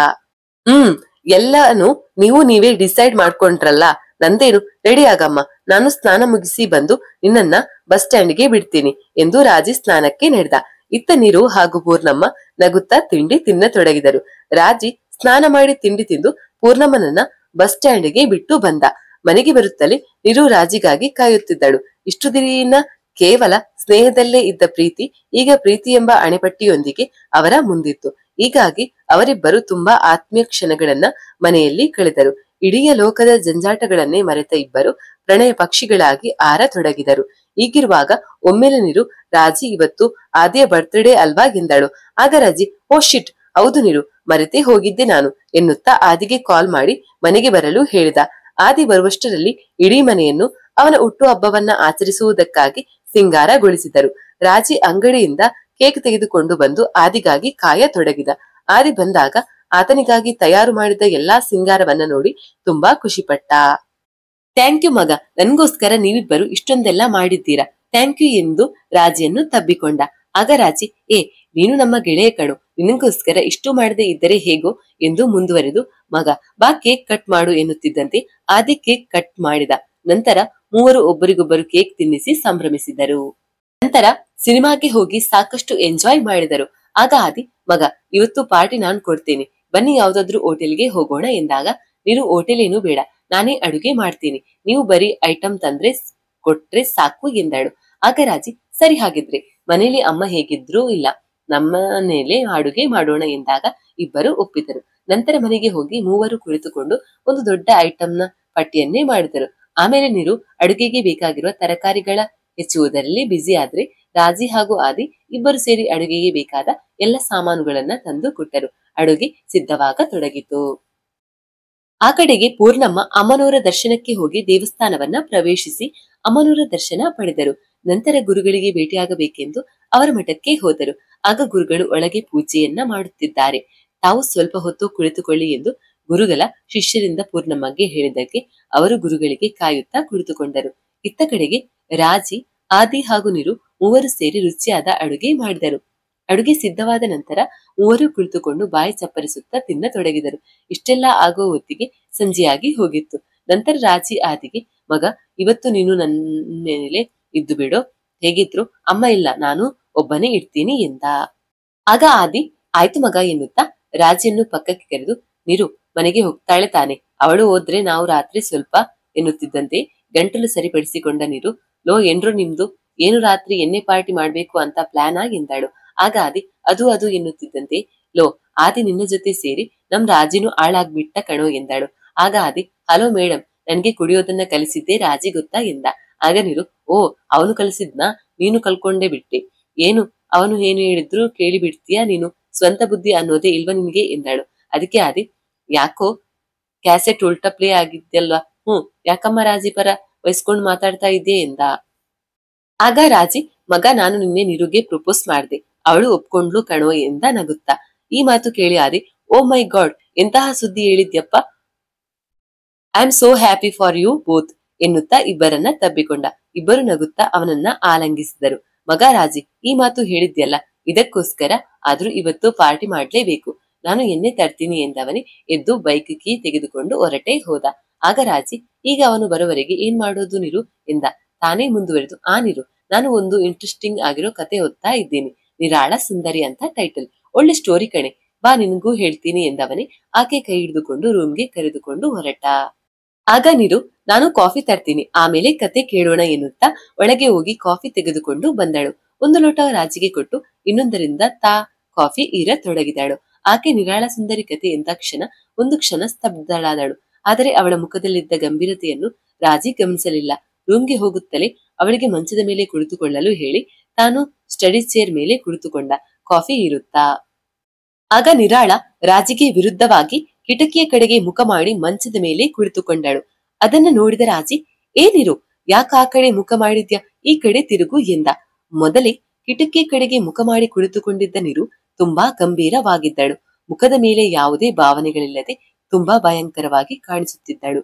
ಆಗ ನೀರು, ಇಲ್ಲ ರಾಜಿ, ಈ ಕಿಟಕಿಯಿಂದ ಗಾಳಿ ಬರುತ್ತಲ್ಲ, ಆಯಾಗಿರುತ್ತೆ, ನೀನು ಕತೆ ಓದು ಎನ್ನುತ್ತಾ ಕಾಫಿ ಕುಡಿಯತೊಡಗಿದಳು. ಆಗ ರಾಜಿ, ಓ ಆಗಿದ್ರೆ ಕಿಟಕಿ ಆದ್ರೂ ಓಪನ್ ಮಾಡು ಎಂದ. ಆಗ ನೀರು ಕಿಟಕಿಯ ಕಡೆಗೆ ನೋಡಿದಳು. ಆಗ ಕಿಟಕಿಗಳು ಒಮ್ಮಿಂದೊಮ್ಮೆಗೆ ತೆರೆದುಕೊಂಡವು. ಜೋರಾಗಿ ಗಾಳಿ ಬೀಸತೊಡಗಿತು. ಓ, ನಿನ್ನನ್ನ ಎಬ್ಬಿಸೋಕೆ ಗಾಳಿಗೂ ಮನಸ್ಸಿಲ್ಲ ಕಣೆ, ಅದಕ್ಕೆ ತಾವೇ ಜೋರಾಗಿ ಬಿಸಿ ಕಿಟಕಿ ತೆರೆದು ಎಂದ ರಾಜಿ. ನೀರು ನಗುತ್ತಾ, ಅದು ನಿನಗೆ ಗೊತ್ತಾಗಲ್ಲ, ನೀನು ಸುಮ್ಮನೆ ಕತೆ ಓದು ಎಂದಳು. ಆಗ ರಾಜಿ ಓಕೆ, ಎಲ್ಲಿಗ್ ಬಿಟ್ಟಿದ್ದೆ ಎನ್ನುತ್ತಾ ಪೇಜ್ ಹುಡುಕತೊಡಗಿದ. ಆಗ ನೀರು, ಮಹಾಮಂತ್ರವಾದಿ ಮರ್ಜಲ ಮಹೇಶ್ವರ ಮಳೆ ಬರೆಸ್ತೀನಿ ಅಂತ ಹೇಳಿ ಓದ್ನಲ್ಲ, ಅಲ್ಲಿಯವರೆಗೂ ಎಂದಳು. ಅದಕ್ಕುತ್ತರವಾಗಿ, ಅಲ್ಲಿಯವರೆಗೂ ಅಲ್ಲ ನೀರು, ಅದು ಮುಗಿದ ಮೇಲೆ ಒಂದು ಎಪಿಸೋಡ್ ಆಗುತ್ತೆ, ಅವಾಗ ಮಳೆ ಬಂದಿರುತ್ತೆ ಎಂದ ರಾಜಿ. ನಾನು ಅಲ್ಲಿಯವರೆಗೂ ಮಾತ್ರ ಕೇಳಿದ್ದೀನಿ, ನೀನು ಅಲ್ಲಿಂದ ಮುಂದಿನ ಕತೆ ಓದು ಎಂದಳು. ಆಗ ರಾಜಿ ಓಕೆ ಎನ್ನುತ್ತಾ ಆ ಎಪಿಸೋಡ್ ಪೂರ್ತಿಯಾಗಿ ಓದಿ ಹೇಳಿದ. ನಡುವೆ ನೀರು ಮುಂದೆ ಎನ್ನುತ್ತಾ ತುಂಬಾ ಕುತೂಹಲದಿಂದ ಕಥೆಯನ್ನ ಕೇಳತೊಡಗಿದ್ದಳು. ಅಲ್ಲಿದ್ದ ಮುಂದಿನ ಎಪಿಸೋಡ್ಗೆ ರಾಜಿ ಬಂದು ಓದತೊಡಗಿದ. ಅಷ್ಟರಲ್ಲಾಗಲೇ ಕಿಡಕಿ ಕಡೆಗೆ ಮುಖ ಮಾಡಿ ಕುಳಿತಿದ್ದ ನಿರುಳ ಮುಖ ತುಂಬಾ ಭಯಂಕರವಾಗಿತ್ತು. ಆ ತಂಪಾದ ಗಾಳಿಗೆ ಅವಳ ಕೂದಲು ಆರತೊಡಗಿದ್ದವು. ಮುಖದಿಂದ ಒಂದು ಭಯಂಕರವಾದ ನಗುವನ್ನ ತಂದು ಮುಂದೆ ಓದು ರಾಜಿ ಎಂದಳು. ರಾಜಿ ಓದು ಮುಂದುವರಿಸಿದ. ರಾಜ, ಏನು ಅರಮನೆಯಲ್ಲಿರುವ ರತ್ನವೇ, ಯಾವುದದು, ಎಲ್ಲಿದೆ ಎಂದ. ಆಗ ಮರ್ಜಲ ಮಹೇಶ್ವರ, ನಿನ್ನ ಮಗಳು ಕುಮಾರಿ ನಿರಾಳಾದೇವಿ, ನನಗೆ ಬೇಕಿರುವುದು ಅವಳೇ ಎಂದ. ಅದನ್ನು ಕೇಳಿ ರಾಜನಿಗೆ ಒಂದು ಕ್ಷಣ ದಿಗ್ಭ್ರಮೆ ಆಯಿತು. ಆದರೂ ರಾಜ ಒಂದು ಕ್ಷಣ ಯೋಚಿಸಿ, ಸ್ವಾಮಿಗಳೇ, ಈಗ ತಾನೇ ನಿರಾಳಾದೇವಿಯನ್ನ ಬ್ರಿಟಿಷ್ ಜನರಲ್ಗೆ ಕೊಟ್ಟು ಮದುವೆ ಮಾಡುವುದಾಗಿ ಮಾತು ನೀಡಿದ್ದೇನೆ, ಈಗ ಹೇಗೆ ಎಂದ. ಆಗ ಮರ್ಜಲ ಮಹೇಶ್ವರ, ಅಷ್ಟೇ ತಾನೇ ರಾಜನ್, ನಾಳೆ ಬೆಳಿಗ್ಗೆ ನಾನು ಈ ಅರಮನೆಗೆ ಮತ್ತೆ ಭೇಟಿ ಕೊಡುತ್ತೇನೆ, ಆಗ ಎಲ್ಲವೂ ನಿನಗೆ ಅರ್ಥವಾಗುತ್ತದೆ ಎನ್ನುತ್ತಾ ನಡೆದ. ಅರಮನೆಯಿಂದ ಹೊರಟ ಮರ್ಜಲ ಮಹೇಶ್ವರ ತನ್ನ ಗುಹೆಯನ್ನ ಸೇರಿಕೊಂಡ. ತನ್ನ ಶಿಷ್ಯಂದಿರಿಗೆ ಕೂಡಲೇ ಒಂದು ಪೂಜೆ ಮಾಡಬೇಕಾಗಿದೆ, ಅದಕ್ಕೆ ಬೇಕಾದ ಸಿದ್ಧ ಸಾಮಾನುಗಳನ್ನ ತಯಾರಿ ಮಾಡಿಕೊಳ್ಳಲು ಹೇಳಿ ತಾನು ಸ್ನಾನಕ್ಕೆ ನಡೆದ. ಇತ್ತ ಕಡೆಗೆ ಅರಮನೆಯಲ್ಲಿ ರಾಜಕುಮಾರಿ ನಿರಾಳಾದೇವಿಗೆ ಏನು ಮಾಡಬೇಕೆಂದು ತಿಳಿಯದೆ ವಿಳವಿಳ ಒದ್ದಾಡತೊಡಗಿದಳು. ತನ್ನ ಒಪ್ಪಿಗೆ ಇಲ್ಲದೆ ತಂದೆ ಕೊಟ್ಟ ಮಾತಿಗೆ ತಾನು ಬ್ರಿಟಿಷ್ ಅಧಿಕಾರಿಯನ್ನ ಮದುವೆಯಾಗುವುದು ನಿರಾಳಾದೇವಿಗೂ ಒಂಚೂರು ಇಷ್ಟವಿರಲಿಲ್ಲ. ಅದೂ ಅಲ್ಲದೆ ತನ್ನ ಸೇವಕಿಯಿಂದ ಮರ್ಜಲ ಮಹೇಶ್ವರನಿಗೂ ತಾನೇ ಬೇಕೆಂದಿರುವುದು ತಿಳಿದುಕೊಂಡ ನಂತರವಂತೂ ಆಕೆಗೇನು ಮಾಡಬೇಕೆಂದು ತಿಳಿಯದೇ ಹೋಯಿತು. ತಡ ಮಾಡದೆ ಕೂಡಲೇ ತಮ್ಮ ರಾಜ್ಯದ ಪರಮ ಪೂಜ್ಯ ಗುರುಗಳಾದ ಶಂಕರರಲ್ಲಿ ನಡುರಾತ್ರಿಯಲ್ಲಿ ಹೊರಟಳು. ಶಂಕರರು ಮಹಾತಪಸ್ವಿಗಳು, ಮಹಾವಿಜ್ಞಾನಿಗಳು. ಅವರಿಗೆ ಅರಿವಿರದ ಯಾವುದೇ ವಿಷಯವಿರಲಿಲ್ಲ. ನಿರಾಳಾದೇವಿ ರಾತ್ರಿಯ ಕತ್ತಲಲ್ಲಿ ಹೇಗೋ ಶಂಕರರ ಮಠವನ್ನ ತಲುಪಿದಳು. ಅಷ್ಟೊತ್ತಿಗಾಗಲೇ ಮಠದಲ್ಲಿ ಶಂಕರರು ತನ್ನ ಪರಮ ಶಿಷ್ಯನಾದ ರುದ್ರನನ್ನ ತಮ್ಮ ಉತ್ತರಾಧಿಕಾರಿ ಎಂದು ಘೋಷಿಸಿದ್ದರು. ಮಾತ್ರವೇ ಅಲ್ಲದೆ ಅವನನ್ನ ತಾವೇ ಸಾಕಿ ಸಲಹುವುದರಿಂದ ಆತನ ಮೇಲೆ ಶಂಕರರಿಗೆ ಮೊದಲಿನಿಂದಲೂ ಪ್ರೀತಿ ಇತ್ತು. ಹೀಗಾಗಿ ಆತ ರುದ್ರಶಂಕರ ಎಂದೇ ಹೆಸರುವಾಸಿಯಾಗಿದ್ದ. ಆದರೆ ಆತ ಯಾವತ್ತಿಗೂ ಹೆಣ್ಣು ಮಕ್ಕಳ ಕಣ್ಣಿಗೆ ಕಾಣಿಸಿಕೊಳ್ಳುತ್ತಿರಲಿಲ್ಲ. ಯಾಕೆ ಅನ್ನೋದನ್ನ ಆಮೇಲೆ ರಿವೀಲ್ ಮಾಡ್ತೀವಿ. ಹೀಗಾಗಿ ಇದುವರೆಗೂ ನಿರಾಳಾದೇವಿ ಆತನನ್ನ ಭೇಟಿ ಮಾಡಿರಲೇ ಇಲ್ಲ. ರುದ್ರಶಂಕರನನ್ನ ತಮ್ಮ ಉತ್ತರಾಧಿಕಾರಿ ಎಂದು ಘೋಷಿಸಿದ ಮೇಲೆ ತಾವು ಕಾಶಿ ಯಾತ್ರೆಗೆ ಹೋಗಿದ್ದರು. ನಿರಾಳಾದೇವಿ ಮಠಕ್ಕೆ ಹೋಗುತ್ತಲೇ ಅಲ್ಲಿ ರುದ್ರಶಂಕರ ಎದುರಾಗುತ್ತಾನೆ. ರುದ್ರಶಂಕರನನ್ನ ನಿರಾಳಾದೇವಿ ನೋಡಿದ್ದೇ ತಡ ಅವಳ ಮನದಲ್ಲಿ ಮೋಹವೊಂದು ಮೊಳಕೆ ಒಡೆಯುತ್ತದೆ. ಆತನ ಕಟ್ಟುಮಸ್ತಾದ ದೇಹ, ಸುಂದರವಾಗಿ ಕಾಣುವ ಮುಖ, ಒಳೆಯುವ ಆತನ ದೇಹ ಕಾಂತಿ, ಹಣೆಯ ಮೇಲೆ ತಿಳಿದಿರುವ ವಿಭೂತಿ, ತಲೆಯ ಮೇಲೆ ಶಿವನ ಹಾಗೆ ಕಟ್ಟಿರುವ ಆತನ ಕೂದಲು, ಅವನ ನೀಲ ಮೂಗು, ದೀಪದಂತೆ ಬೆಳಗುವ ಅವನ ಕಣ್ಣುಗಳ ಹೊಳಪಿಗೆ ನಿರಾಳ ತನ್ನನ್ನು ಅದಾಗಲೇ ರುದ್ರಶಂಕರನಿಗೆ ಅರ್ಪಿಸಿದ್ದಳು. ನಂತರ ರುದ್ರಶಂಕರ ಆಕೆ ಬಂದಿದ್ದಕ್ಕೆ ಕಾರಣ ಕೇಳಿದ. ಆಕೆ ತನ್ನ ಸಮಸ್ಯೆಯನ್ನೇ ಹೇಳಿದಾಗ ಆ ಕಪಟಿ ಮರ್ಜಲ ಮತ್ತೆ ಯಾವುದೋ ಒಂದು ದುಷ್ಟ ಯೋಚನೆಯನ್ನಿಟ್ಟುಕೊಂಡು ಈ ದುಷ್ಕೃತ್ಯಕ್ಕೆ ಕೈ ಹಾಕಿದ್ದಾನೆ. ನೀನೇನು ಹೆದರಬೇಡ ನಿರಾಳಾದೇವಿ, ಇದಕ್ಕೆ ತಕ್ಕ ಉತ್ತರ ಈ ಬಾರಿ ನಾನು ಕೊಡುತ್ತೇನೆ. ಈಗ ತುಂಬಾ ಕತ್ತಲಾಗಿದೆ, ನೀನು ಇವತ್ತು ಆಶ್ರಮದಲ್ಲಿಯೇ ಇದ್ದು ನಾಳೆ ಹೊರಡು ಎಂದು ತನ್ನ ಶಿಷ್ಯರೊಂದಿಗೆ ಹೇಳಿ ನಿರಾಳಾದೇವಿಗೆ ಆಶ್ರಮದಲ್ಲಿರಲು ವ್ಯವಸ್ಥೆ ಮಾಡುತ್ತಾನೆ. ಅಂದು ರಾತ್ರಿ ಮರ್ಜಲ ಒಂದು ಪೂಜೆ ಮಾಡುತ್ತಾನೆ. ಬೆಳಗ್ಗೆಯಾಗುವ ಹೊತ್ತಿಗೆ ರಾಜವೀರಸಿಂಹನಿಗೆ ಒಂದು ಸಂದೇಶ ಬರುತ್ತದೆ. ಆ ಸಂದೇಶವೇನೆಂದರೆ ಬ್ರಿಟಿಷ್ ಅಧಿಕಾರಿ ಪೀಟರ್ ಜನರಲ್ ರಕ್ತಕಾರಿ ಸತ್ತು ಹೋಗಿರುವುದಾಗಿರುತ್ತದೆ.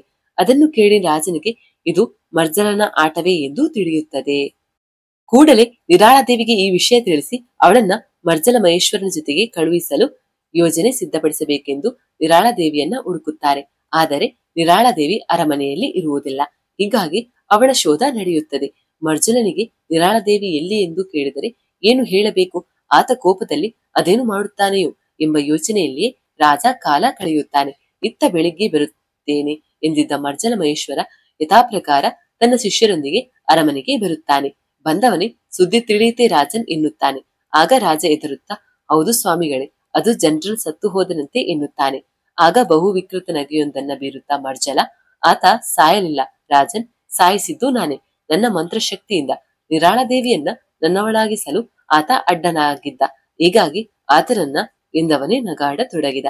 ಆತನ ಶಿಷ್ಯಂದಿರು ಅವನ ಜೊತೆಗೆ ನಗಾಡತೊಡಗಿದರು. ಮುಂದುವರೆದು, ಆ ರಾಜನ್, ಎಲ್ಲಿ ನಿರಾಳದೇವಿ? ಕರೆದು ತನ್ನಿ ಎಂದ. ಆಗ ರಾಜ ಹಾಗೂ ರಾಣಿ ಇಬ್ಬರು ತಲೆ ತಗ್ಗಿಸಿ ನಿಂತರು.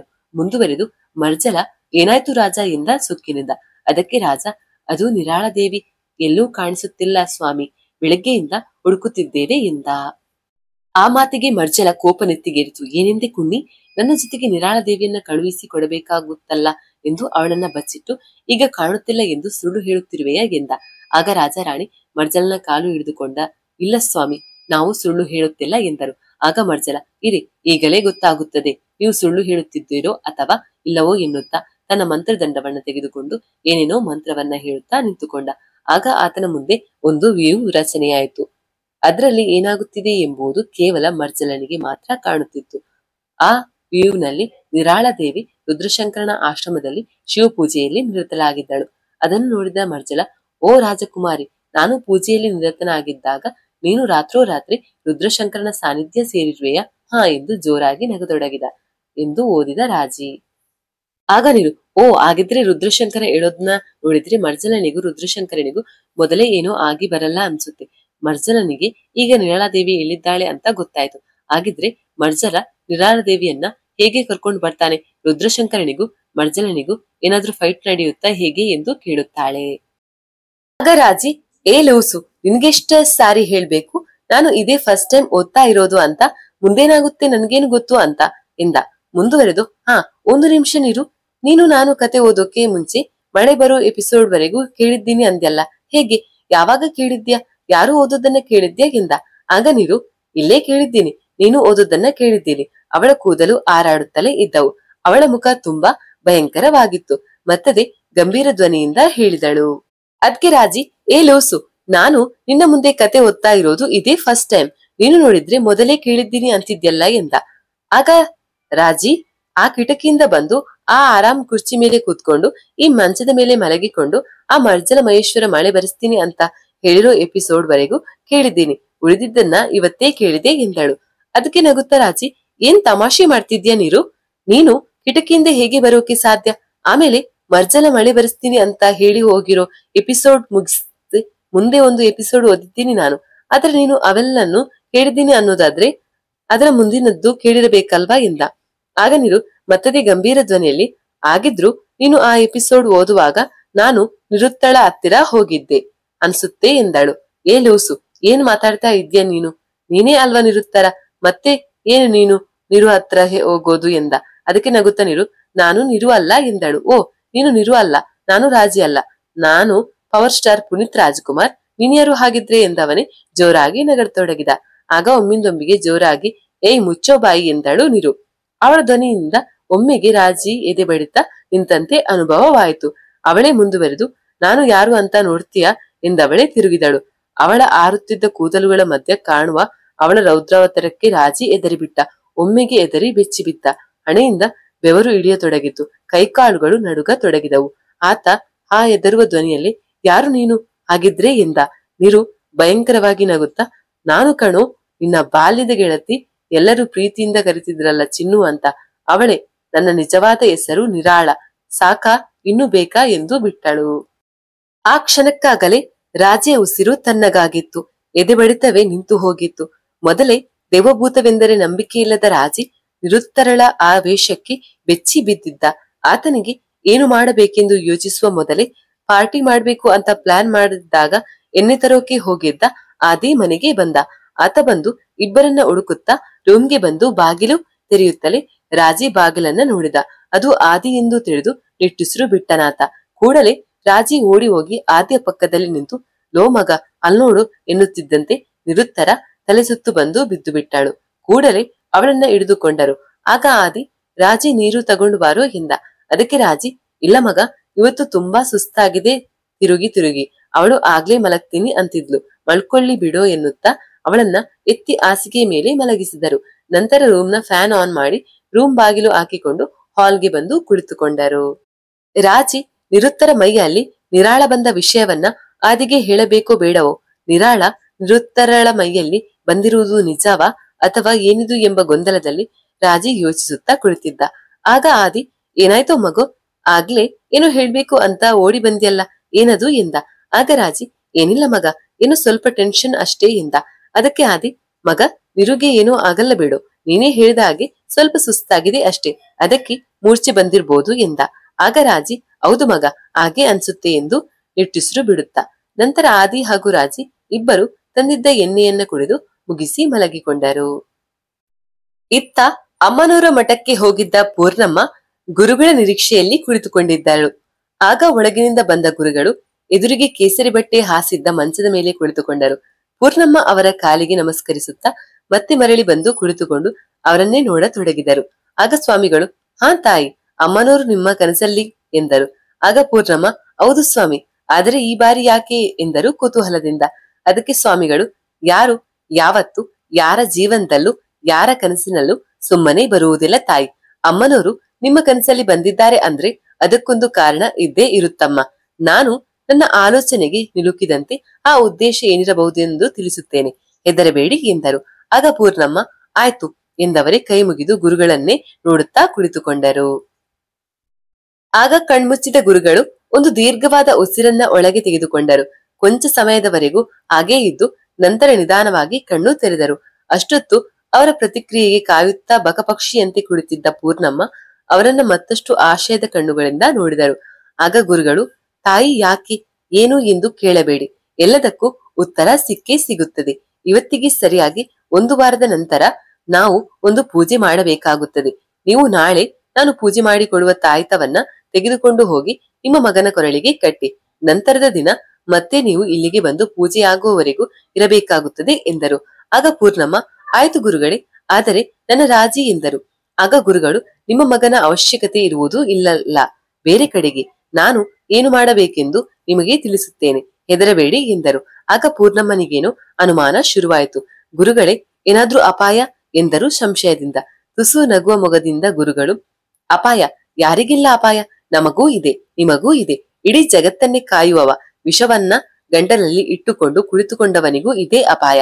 ಆದರೆ ಹೆದರುವ ಅವಶ್ಯಕತೆ ಇಲ್ಲ. ಅದಕ್ಕಾಗಿ 1 ವಾರಕ್ಕೆ ಸರಿಯಾಗಿ ಪೂಜೆ ಮಾಡಬೇಕು ಎಂದಿದ್ದು ಎಂದರು. ಆಗ ಪೂರ್ಣಮ್ಮ, ಹಾಗಾದ್ರೆ ಗುರುಗಳೇ, ಆ ಪೂಜೆಯನ್ನ ಇನ್ನಷ್ಟು ಬೇಗ ಮಾಡಿ ಎಂದರು. ಅದಕ್ಕೆ ಗುರುಗಳು, ಹೆದರಬೇಡಿ ತಾಯಿ, ಸರಿಯಾದ ಸಮಯ, ಸರಿಯಾದ ನಕ್ಷತ್ರ, ದಿನಗಳನ್ನ ನೋಡಿಕೊಂಡು ಪೂಜೆ ಮಾಡಬೇಕಾಗುತ್ತದೆ. ಅಲ್ಲದೆ ಈ ಬಾರಿ ಪೂಜೆ ಮಾಡುವುದು ನನಗೂ ಒಂದು ಸವಾಲೇ ಸರಿ. ಆದರೂ ಅಮ್ಮನವರು ಯಾರನ್ನು ಅಷ್ಟು ಸುಲಭವಾಗಿ ಕೈ ಬಿಡುವುದಿಲ್ಲ. ಹೀಗಾಗಿ ಅವರನ್ನ ನಂಬಿ ನಡೆಯೋಣ, ಎಲ್ಲರಿಗೂ ಒಳ್ಳೆಯದೇ ಆಗುತ್ತದೆ ಎಂದರು. ಮುಂದುವರೆದು, ಆಯ್ತು ತಾಯಿ, ನೀವು ಈಗ ಹೋಗಿ ಪ್ರಸಾದ ಮಾಡಿ ಮಲಗಿಕೊಳ್ಳಿ. ನಾಳೆ ಬೆಳಿಗ್ಗೆ ಬಂದು ಆ ತಾಯತವನ್ನ ತೆಗೆದುಕೊಂಡು ಊರಿಗೆ ಹೊರಡಿ. ಮಾರನೆಯ ದಿನದಂದು ನೀವು ಇಲ್ಲಿಗೆ ಬರಬೇಕು, ನೆನಪಿರಲಿ ಎಂದರು. ಆಗ ಪೂರ್ಣಮ್ಮ, ಆಯ್ತು ಗುರುಗಳೇ ಎಂದು ಅವರಿಗೆ ನಮಸ್ಕರಿಸಿ ಅಲ್ಲಿಂದ ತೆರಳಿದರು. ಅವರು ಹೋದ ನಂತರ ಗುರುಗಳು ಪೂರ್ಣಮ್ಮ ಹೋದ ದಾರಿಯನ್ನೇ ನೋಡಿ ನಂತರ ಮೇಲೆ ನೋಡುತ್ತಾ, ಅಮ್ಮನೋ, ಏನಿದು ನಿಮ್ಮ ಪರೀಕ್ಷೆ? ಯಾಕೆ ಅವನಿಗೆ ಈ ಕಠಿಣ ಪರೀಕ್ಷೆ? ಅವನ ಜೊತೆಗೆ ನನ್ನನ್ನು ಈ ಪರೀಕ್ಷೆಯಲ್ಲಿ ಪಾಲ್ಗೊಳ್ಳುವಂತೆ ಮಾಡಿದಿರಿ. ನಿಮ್ಮ ಆಶೀರ್ವಾದ ಆ ಕಂದನ ಮೇಲಿರಲಿ ತಾಯಿ ಎಂದು ಕಣ್ಮುಚ್ಚಿ ಕುಳಿತುಕೊಂಡರು. ಇತ್ತ ಬೆಳಗ್ಗೆ ಆಗುತ್ತಲೇ ರಾಜಿ ನಿದ್ದೆಯಿಂದ ಎದ್ದು ಕುಳಿತುಕೊಂಡ.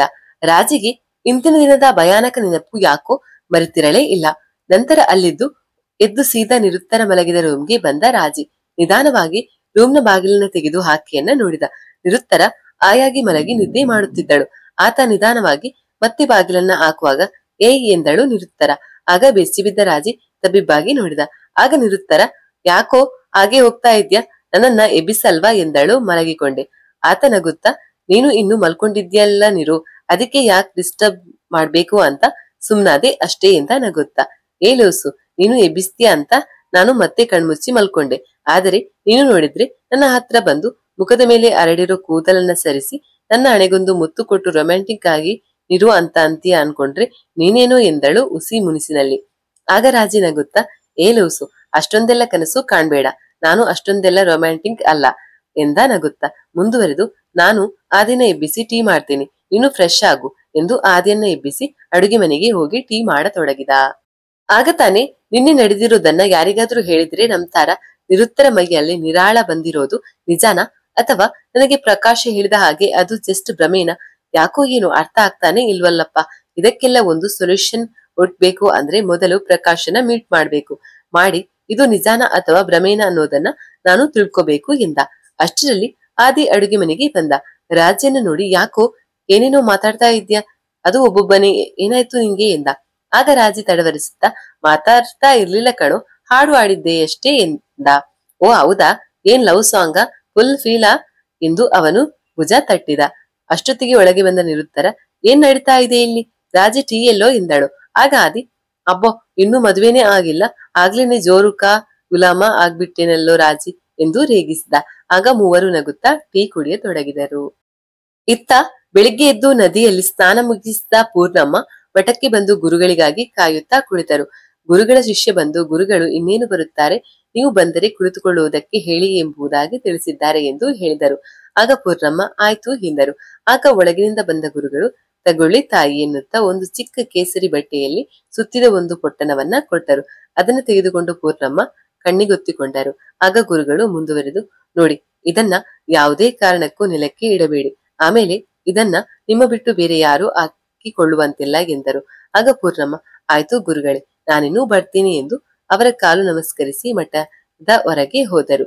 ಆಗ ಗುರುಗಳು, ಅಮ್ಮೋರೆ, ನಿಮ್ಮ ರಕ್ಷೆ ಇರಲಿ ಎಂದು ಮೇಲೆ ನೋಡಿ ಕೈ ಮುಗಿದರು. ಪೂರ್ಣಮ್ಮ ಆ ಪೊಟ್ಟಣವನ್ನ ತಮ್ಮ ಬ್ಯಾಗಿನಲ್ಲಿ ಹಾಕಿಕೊಂಡು ಅದನ್ನು ನೆಲಕ್ಕೆ ಮುಟ್ಟಿಸದಂತೆ ಬಸ್ಸಲ್ಲೂ ಕೆಳಗಿಡದೆ ಕೈಯಲ್ಲೇ ಹಿಡಿದುಕೊಂಡು ಕುಳಿತು ಮನೆಯ ಕಡೆ ಪ್ರಯಾಣ ಮುಂದುವರಿಸಿದರು. ಇತ್ತ ನಿರುತ್ತರ, ಆದಿ, ರಾಜಿ ಮೋಜಿನಲ್ಲಿ ಮರೆತರು. ಕೆಲವೊಂದಷ್ಟು ಹೊತ್ತಿನ ನಂತರ ಆದಿಯ ತಂದೆ ಫೋನ್ ಬಂದಿದ್ದಕ್ಕಾಗಿ ಆತ ಹೊರಡುತ್ತೇನೆಂದ. ಆಗ ನಿರುತ್ತರಳು ಅವನ ಜೊತೆಗೆ ಸೇರಿಕೊಂಡು ತನ್ನ ಮನೆಗೆ ಹೊರಟಳು. ನಂತರ ರಾಜ ಸ್ನಾನ ಮಾಡಿಕೊಂಡು ಅಮ್ಮನಿಗೆ ಫೋನ್ ಮಾಡಿ ವಿಚಾರಿಸಿದ. ಆಗ ಅವರು ರಾತ್ರಿಯಷ್ಟೊತ್ತಿಗೆಲ್ಲ ಬರುತ್ತಿರುವುದಾಗಿ ತಿಳಿಸಿದ್ದಕ್ಕಾಗಿ ಅವನು ಪ್ರಕಾಶ್ನನ್ನ ಭೇಟಿಯಾಗುವುದಕ್ಕೆ ಆತನ ಕ್ಲಿನಿಕ್ ಕಡೆಗೆ ನಡೆದ. ರಾಜಿ ಕ್ಲಿನಿಕ್ ಕಡೆಗೆ ಹೋಗಿ ನೋಡಿದಾಗ ಪ್ರಕಾಶ ಕ್ಲಿನಿಕ್ ಕ್ಲೋಸ್ ಆಗಿತ್ತು. ಆಗ ರಾಜಿ ಪ್ರಕಾಶ್ಗೆ ಫೋನ್ ಮಾಡಿದಾಗ ಪ್ರಕಾಶ್ ಕೆಲಸವಿದ್ದುದರಿಂದ ಹೊರಗಿರುವುದಾಗಿ ತಿಳಿಯಿತು. ಆಗ ರಾಜಿ ಇಂದಿನ ದಿನ ನಿರುತ್ತರಳ ಜೊತೆಗೆ ನಡೆದಂತಹ ಸಂಭಾಷಣೆಯನ್ನ ವಿವರಿಸಿದ. ನಂತರ, ಮಗ ಯಾಕೋ ಗೊತ್ತಿಲ್ಲ ಕಣೋ, ನಾನು ಈ ದೆವ್ವಭೂತ ಎಲ್ಲ ನಂಬಲ್ಲ, ಆದ್ರೆ ನಿನ್ನೆ ನನ್ನ ಜೊತೆಗೆ ನಡೆದಿದ್ದರನ್ನ ನೆನೆಸ್ಕೊಂಡ್ರೆ ಯಪ್ಪ ಒಂದು ಕ್ಷಣ ಜೀವ ಹೋದಂಗಾಗುತ್ತೆ ಕಣೋ ಎಂದ. ಆಗ ರಾಜಿ, ಈ ಬಾರಿ ನಿಜವಾಗಿಯೂ ಈ ತೊಂದರೆಯನ್ನ ಅನುಭವಿಸುತ್ತಿದ್ದೇನೆಂದು ತಿಳಿದು ಪ್ರಕಾಶ, ನೋಡು ಮಗ, ನಾನು ಬೇರೆಯವರಿಗೂ ಯಾವುದೇ ಡಿಸಿಷನ್ ತಗೊಳಕ್ಕೆ ಹೋಗ್ಬೇಡ, ಆಮೇಲೆ ಆದಷ್ಟು ನಿರು ಜೊತೆ ಮಾತಾಡೋಕೆ ಹೋಗ್ಬೇಡ. ನೀನು ಹೇಳೋದನ್ನ ನೋಡಿದ್ರೆ ನಿನ್ನನ್ನ ರಹೀಂ ಚಾಚಾ ಹತ್ರ ಕರ್ಕೊಂಡು ಹೋಗ್ಬೇಕೇನೋ ಅನಿಸ್ತಿದೆ ಎಂದ. ಆಗ ರಾಜಿ ಕುತೂಹಲದಿಂದ, ಯಾರು ರಹೀಂ ಚಾಚಾ ಎಂದ. ಆಗ ಪ್ರಕಾಶ, ಈಗ ನಿನ್ನ ಜೊತೆಗೆ ಯಾರಿದ್ದಾರೆ ಎಂದು ಕೇಳಿದ. ಅದಕ್ಕೆ ರಾಜಿ, ಯಾರೂ ಇಲ್ಲ ಕಣೋ, ನಾನು ಒಬ್ಬನೇ ಇದ್ದೀನಿ ಎಂದ. ಆಗ ಪ್ರಕಾಶ, ಓಕೆ, ಹಾಗಿದ್ರೆ ನಾನು ಆದಿಗೆ ಕಾಲ್ ಮಾಡಿ ಮಾತಾಡ್ತೀನಿ, ನೀನು ಈಗಾಗ್ಲೇ ಆದಿಯನ್ನ ಭೇಟಿಯಾಗು, ಅವನು ಏನ್ ಮಾಡ್ಬೇಕು ಅಂತ ಹೇಳ್ತಾನೆ ಎಂದ. ಅದಕ್ಕುತ್ತರವಾಗಿ ರಾಜಿ, ಅಲ್ಲ ಮಗ, ಆದಿ ಯಾಕೆ ಮಧ್ಯದಲ್ಲಿ ಎಂದ. ಆಗ ಪ್ರಕಾಶ, ನಿನಗೆ ಗೊತ್ತಾಗಲ್ಲ ಮಗ, ನಾನು ಹೇಳ್ತಿದ್ದೀನಿ, ನೀನು ಸುಮ್ಮನೆ ಹೂ ಅನ್ನಪ್ಪ ಸಾಕು ಎಂದ. ಅದಕ್ಕೆ ರಾಜಿ, ಆಯ್ತು ಓಕೆ, ನಾನು ಈಗಾಗ್ಲೇ ಆದಿಯನ್ನ ಹೋಗಿ ಮೀಟ್ ಆಗ್ತೀನಿ, ಓಕೆನಾ ಎಂದ. ಓಕೆ, ನಾನು ಈಗಲೇ ಅವನಿಗೆ ಕಾಲ್ ಮಾಡಿ ವಿಷಯ ತಿಳಿಸ್ತೀನಿ ಎನ್ನುತ್ತಾ ಪ್ರಕಾಶ ಕಾಲ್ ಕಟ್ ಮಾಡಿದ. ನಂತರ ರಾಜಿಯನ್ನು ಭೇಟಿ ಮಾಡಲು ಆದಿಯ ಮನೆಗೆ ಹೋದ. ಆದಿ ರಾಜಿಗಾಗಿ ಕಾಯುತ್ತಾ ನಿಂತುಕೊಂಡಿದ್ದ. ರಾಜಿಯನ್ನು ನೋಡುತ್ತಲೇ, ಬಾ ಮಗ, ಇಲ್ಲೇ ಹೋಗಿ ಬರೋಣ ಎಂದ. ಆಗ ರಾಜಿ, ಎಲ್ಲಿಗೋ ಮಗ ಎಂದು ಕೇಳಿದ. ಅದಕ್ಕೆ ಆದಿ, ನೀನು ಸುಮ್ಮನೆ ಬಾರಪ್ಪ ಎಂದವನೇ ರಾಜಿಯ ಬೈಕ್ ಏರಿ ತಾನೇ ಬೈಕ್ ಶುರು ಮಾಡಿದ, ನಡೆಸತೊಡಗಿದ. ರಾಜಿ ಅವನ ಹಿಂದೆ ಕುಳಿತುಕೊಂಡ. ದಾರಿಯುದ್ದಕ್ಕೂ ಎಲ್ಲಿಗೆ ಎಂದು ಕೇಳುತ್ತಲೇ ಇದ್ದ. ಆದರೆ ಆದಿ ಮಾತ್ರ ಯಾವುದಕ್ಕೂ ಉತ್ತರಿಸದೆ ಸುಮ್ಮನೆ ಬೈಕ್ ಓಡಿಸುತ್ತಿದ್ದ. ಹೀಗೆ ಸಾಗುತ್ತಾ ಸಾಗುತ್ತಾ ಬೈಕ್ ಊರು ದಾಟಿ ತುಂಬಾ ದೂರ ಬಂದಿತ್ತು.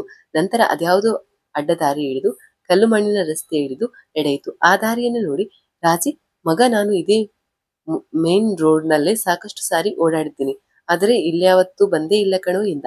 ಆಗ ಆದಿ ಎಂದನಷ್ಟೇ, ಆದರೆ ಯಾವುದೇ ಪ್ರತಿಕ್ರಿಯೆ ಕೊಡಲಿಲ್ಲ. ಸುಮಾರು ಹೊತ್ತು ಹೋದ ನಂತರ ಬೈಕ್ ಒಂದು ಆಲದ ಮರದ ಕೆಳಗೆ ನಿಂತುಕೊಂಡಿತ್ತು. ಅದನ್ನು ನೋಡಿದವನೇ, ಆದಿ ಇಲ್ಯಾಕೋ ಮಗ ಬೈಕ್ ನಿಲ್ಲಿಸಿದೆ ಎಂದ. ಆಗ ಆದಿ, ಬಾ ಮಗ ಎಂದವನೇ ರಾಜಿಯ ಕೈ ಹಿಡಿದು ಹಾಗೆ ಕರೆದುಕೊಂಡು ನಡೆದ.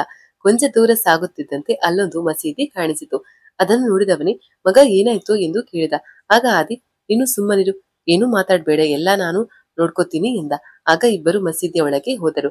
ಅಲ್ಲಿಗೆ ಹೋಗುತ್ತಿದ್ದಂತೆ ಆದಿ ರಾಜಿಯನ್ನ ಅಲ್ಲಿಯೇ ನಿಲ್ಲಲು ಹೇಳಿ ತಾನೊಬ್ಬನೇ ಒಳಗೆ ಹೋದ. ಬರುವಾಗ ಯಾರೋ ಒಬ್ಬ ಮುದುಕನೊಂದಿಗೆ ಬಂದ. ಆ ಮುದುಕ ಉದ್ದನೆಯ ಬಿಳಿಯ ಗಡ್ಡವನ್ನ ಬಿಟ್ಟಿದ್ದಾನೆ. ನೋಡಲು ಬಹು ಎತ್ತರದ ನಿಲುವು, ಕಪ್ಪು ಬಣ್ಣ ಅವನದು. ಅವನನ್ನ ನೋಡುತ್ತಲೇ ರಾಜಿ, ಯಾರಿದು ಎಂದ. ಆಗ ಮುದುಕ ನಗುತ್ತಾ, ಅಹಹ, ನಮ್ಮ ಮನೆಗೆ ಬಂದು ನಮ್ಮನ್ನೇ ಕೌನ ಅಂತ ಕೇಳ್ತೀಯ ಬೇಟಾ ಎಂದ. ಆಗ ಆದಿ, ರಹೀಂ ಚಾಚಾ ಇವರನ್ನೇ ರಾಜಿ ಎಂದು ಮುಂದುವರೆದು, ರಾಜಿ ಇವರೇ ಕಣು ರಹೀಂ ಚಾಚಾ ಎಂದ.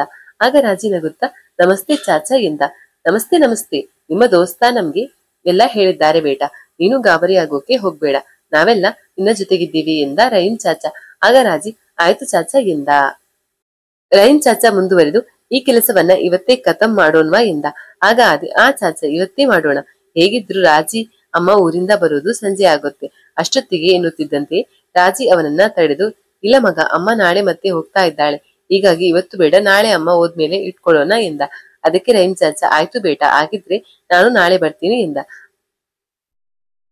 ಆಗ ಆದಿ ಹಾಗೂ ರಾಜಿ ಇಬ್ಬರು ಆಯ್ತು ಎಂದು ತಲೆಯಲ್ಲಾಡಿಸಿದರು. ಮುಂದುವರೆದು ನಾವಿನ್ನು ಬರ್ತೀವಿ ಚಾಚಾ ಎಂದು ಅವನಿಗೆ ಕೈ ಮುಗಿದು ನಡೆದರು.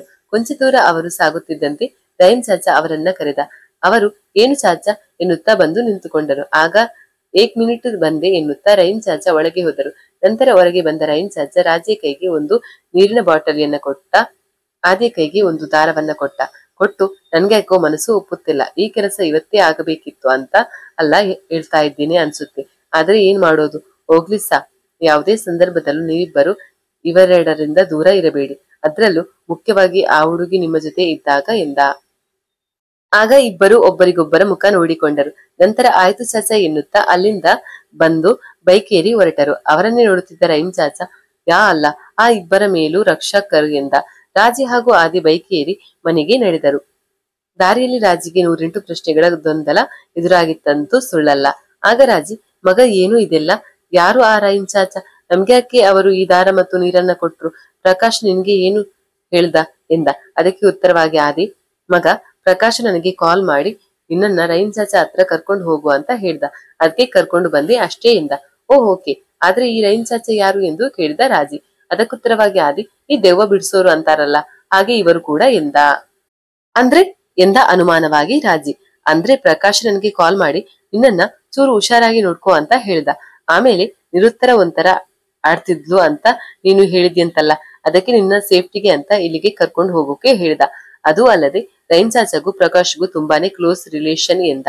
ಮಗ, ಅವನು ಸೈಕ್ರಾಟಿಸ್ಟ್, ಇದನ್ನೆಲ್ಲ ಅವನು ನಂಬ್ತಾನ ಎಂದ. ಅದಕ್ಕೆ ಆದಿನಗುತ್ತಾ ಮಗ, B.Ed ಸೈನ್ಸ್ ಅಂತ ಕೇಳಿದ್ಯಲ್ಲ, ಹಾಗೇನಾದ್ರೂ ಕಾಣದ ಶಕ್ತಿಗಳೇ ಎಂದ.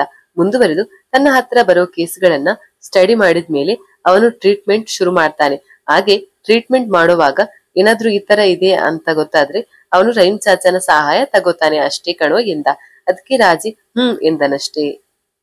ಆದಿ ಮುಂದುವರೆದು ಮಗ, ನೀನು ಹೆದರಲ್ಲ ಅಂತ ನನ್ಗೆ ಚೆನ್ನಾಗಿ ಗೊತ್ತು, ಆದ್ರೆ ನಿನ್ನ ಬಗ್ಗೆ ನಮ್ಗೆಲ್ಲ ಕಾಳಜಿ ಇದೆ ಕಣೋ, we have to take care of you ಎಂದ.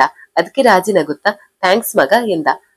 ಆಮೇಲೆ ಇನ್ನೊಂದು, ನಾಳೆ ಅಮ್ಮ ತಿರುಗಿ ಊರಿಗೆ ಹೋಗುವವರೆಗೂ, ಆಮೇಲೆ ರಹೀಂ ಚಾಚಾ ಬರೋವರೆಗೂ ನೀನು ಯಾವುದೇ ಕಾರಣಕ್ಕೂ ನಿರುತ್ತರಳನ್ನ ಮೀಟ್ ಮಾಡ್ಬೇಡ ಆಯ್ತಾ, ಹಾಗೇನೆ ಅವಳ ಮೈಯಲ್ಲಿ ದೆವ್ವ ಇರೋ ವಿಷಯವನ್ನ ಯಾವುದೇ ಕಾರಣಕ್ಕೂ ಅವಳಿಗೆ ಹೇಳ್ಬೇಡ ಎಂದ ಆದಿ.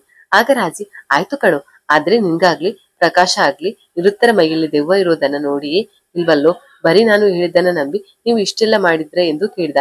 ಅದಕ್ಕೆ ರಾಜಿ ನಗುತ್ತಾ ಮಗ, ನೀನು ಮೊದಲನೇ ಸಾರಿಗೆ ಪ್ರಕಾಶನ ಭೇಟಿ ಆದಾಗ್ಲಿ ಅವನು ನನಗೆ ಕಾಲ್ ಮಾಡಿ ವಿಷಯ ತಿಳಿಸಿದ್ದ, ಅದಕ್ಕೆ ನಾನು ಅವತ್ತು ನೀನ್ ಯಾಕೆ ಪ್ರಕಾಶ ಹತ್ರ ಹೋಗಿದ್ದು ಅಂತ ಕೇಳಿದ್ದೆ, ಆಮೇಲೆ ಅವತ್ತಿಂದಾನೆ ನಿನ್ನನ್ನು ನಾವು ಅಬ್ಸರ್ವ್ ಮಾಡಿದ್ವಿ, ಇದೆಲ್ಲ ನಿನ್ನ ಭ್ರಮೆ ಇರ್ಬೋದು ಅಂತಾನೆ ನಾವು ಭಾವಿಸಿದ್ವಿ, ಆದ್ರೆ ನಿನ್ನ ಬರ್ತ್ಡೇ ಮಾಡಿದ್ಮೇಲೆ ನಾನು ಎಣ್ಣೆ ತರೋಕೆ ಅಂತ ಹೋಗಿದ್ನಲ್ಲ ಎಂದ. ಹೌದು, ನಿನ್ನೆ ನೀನು ತಾನೇ ಹೋಗಿದ್ದು ಎಂದ ರಾಜಿ.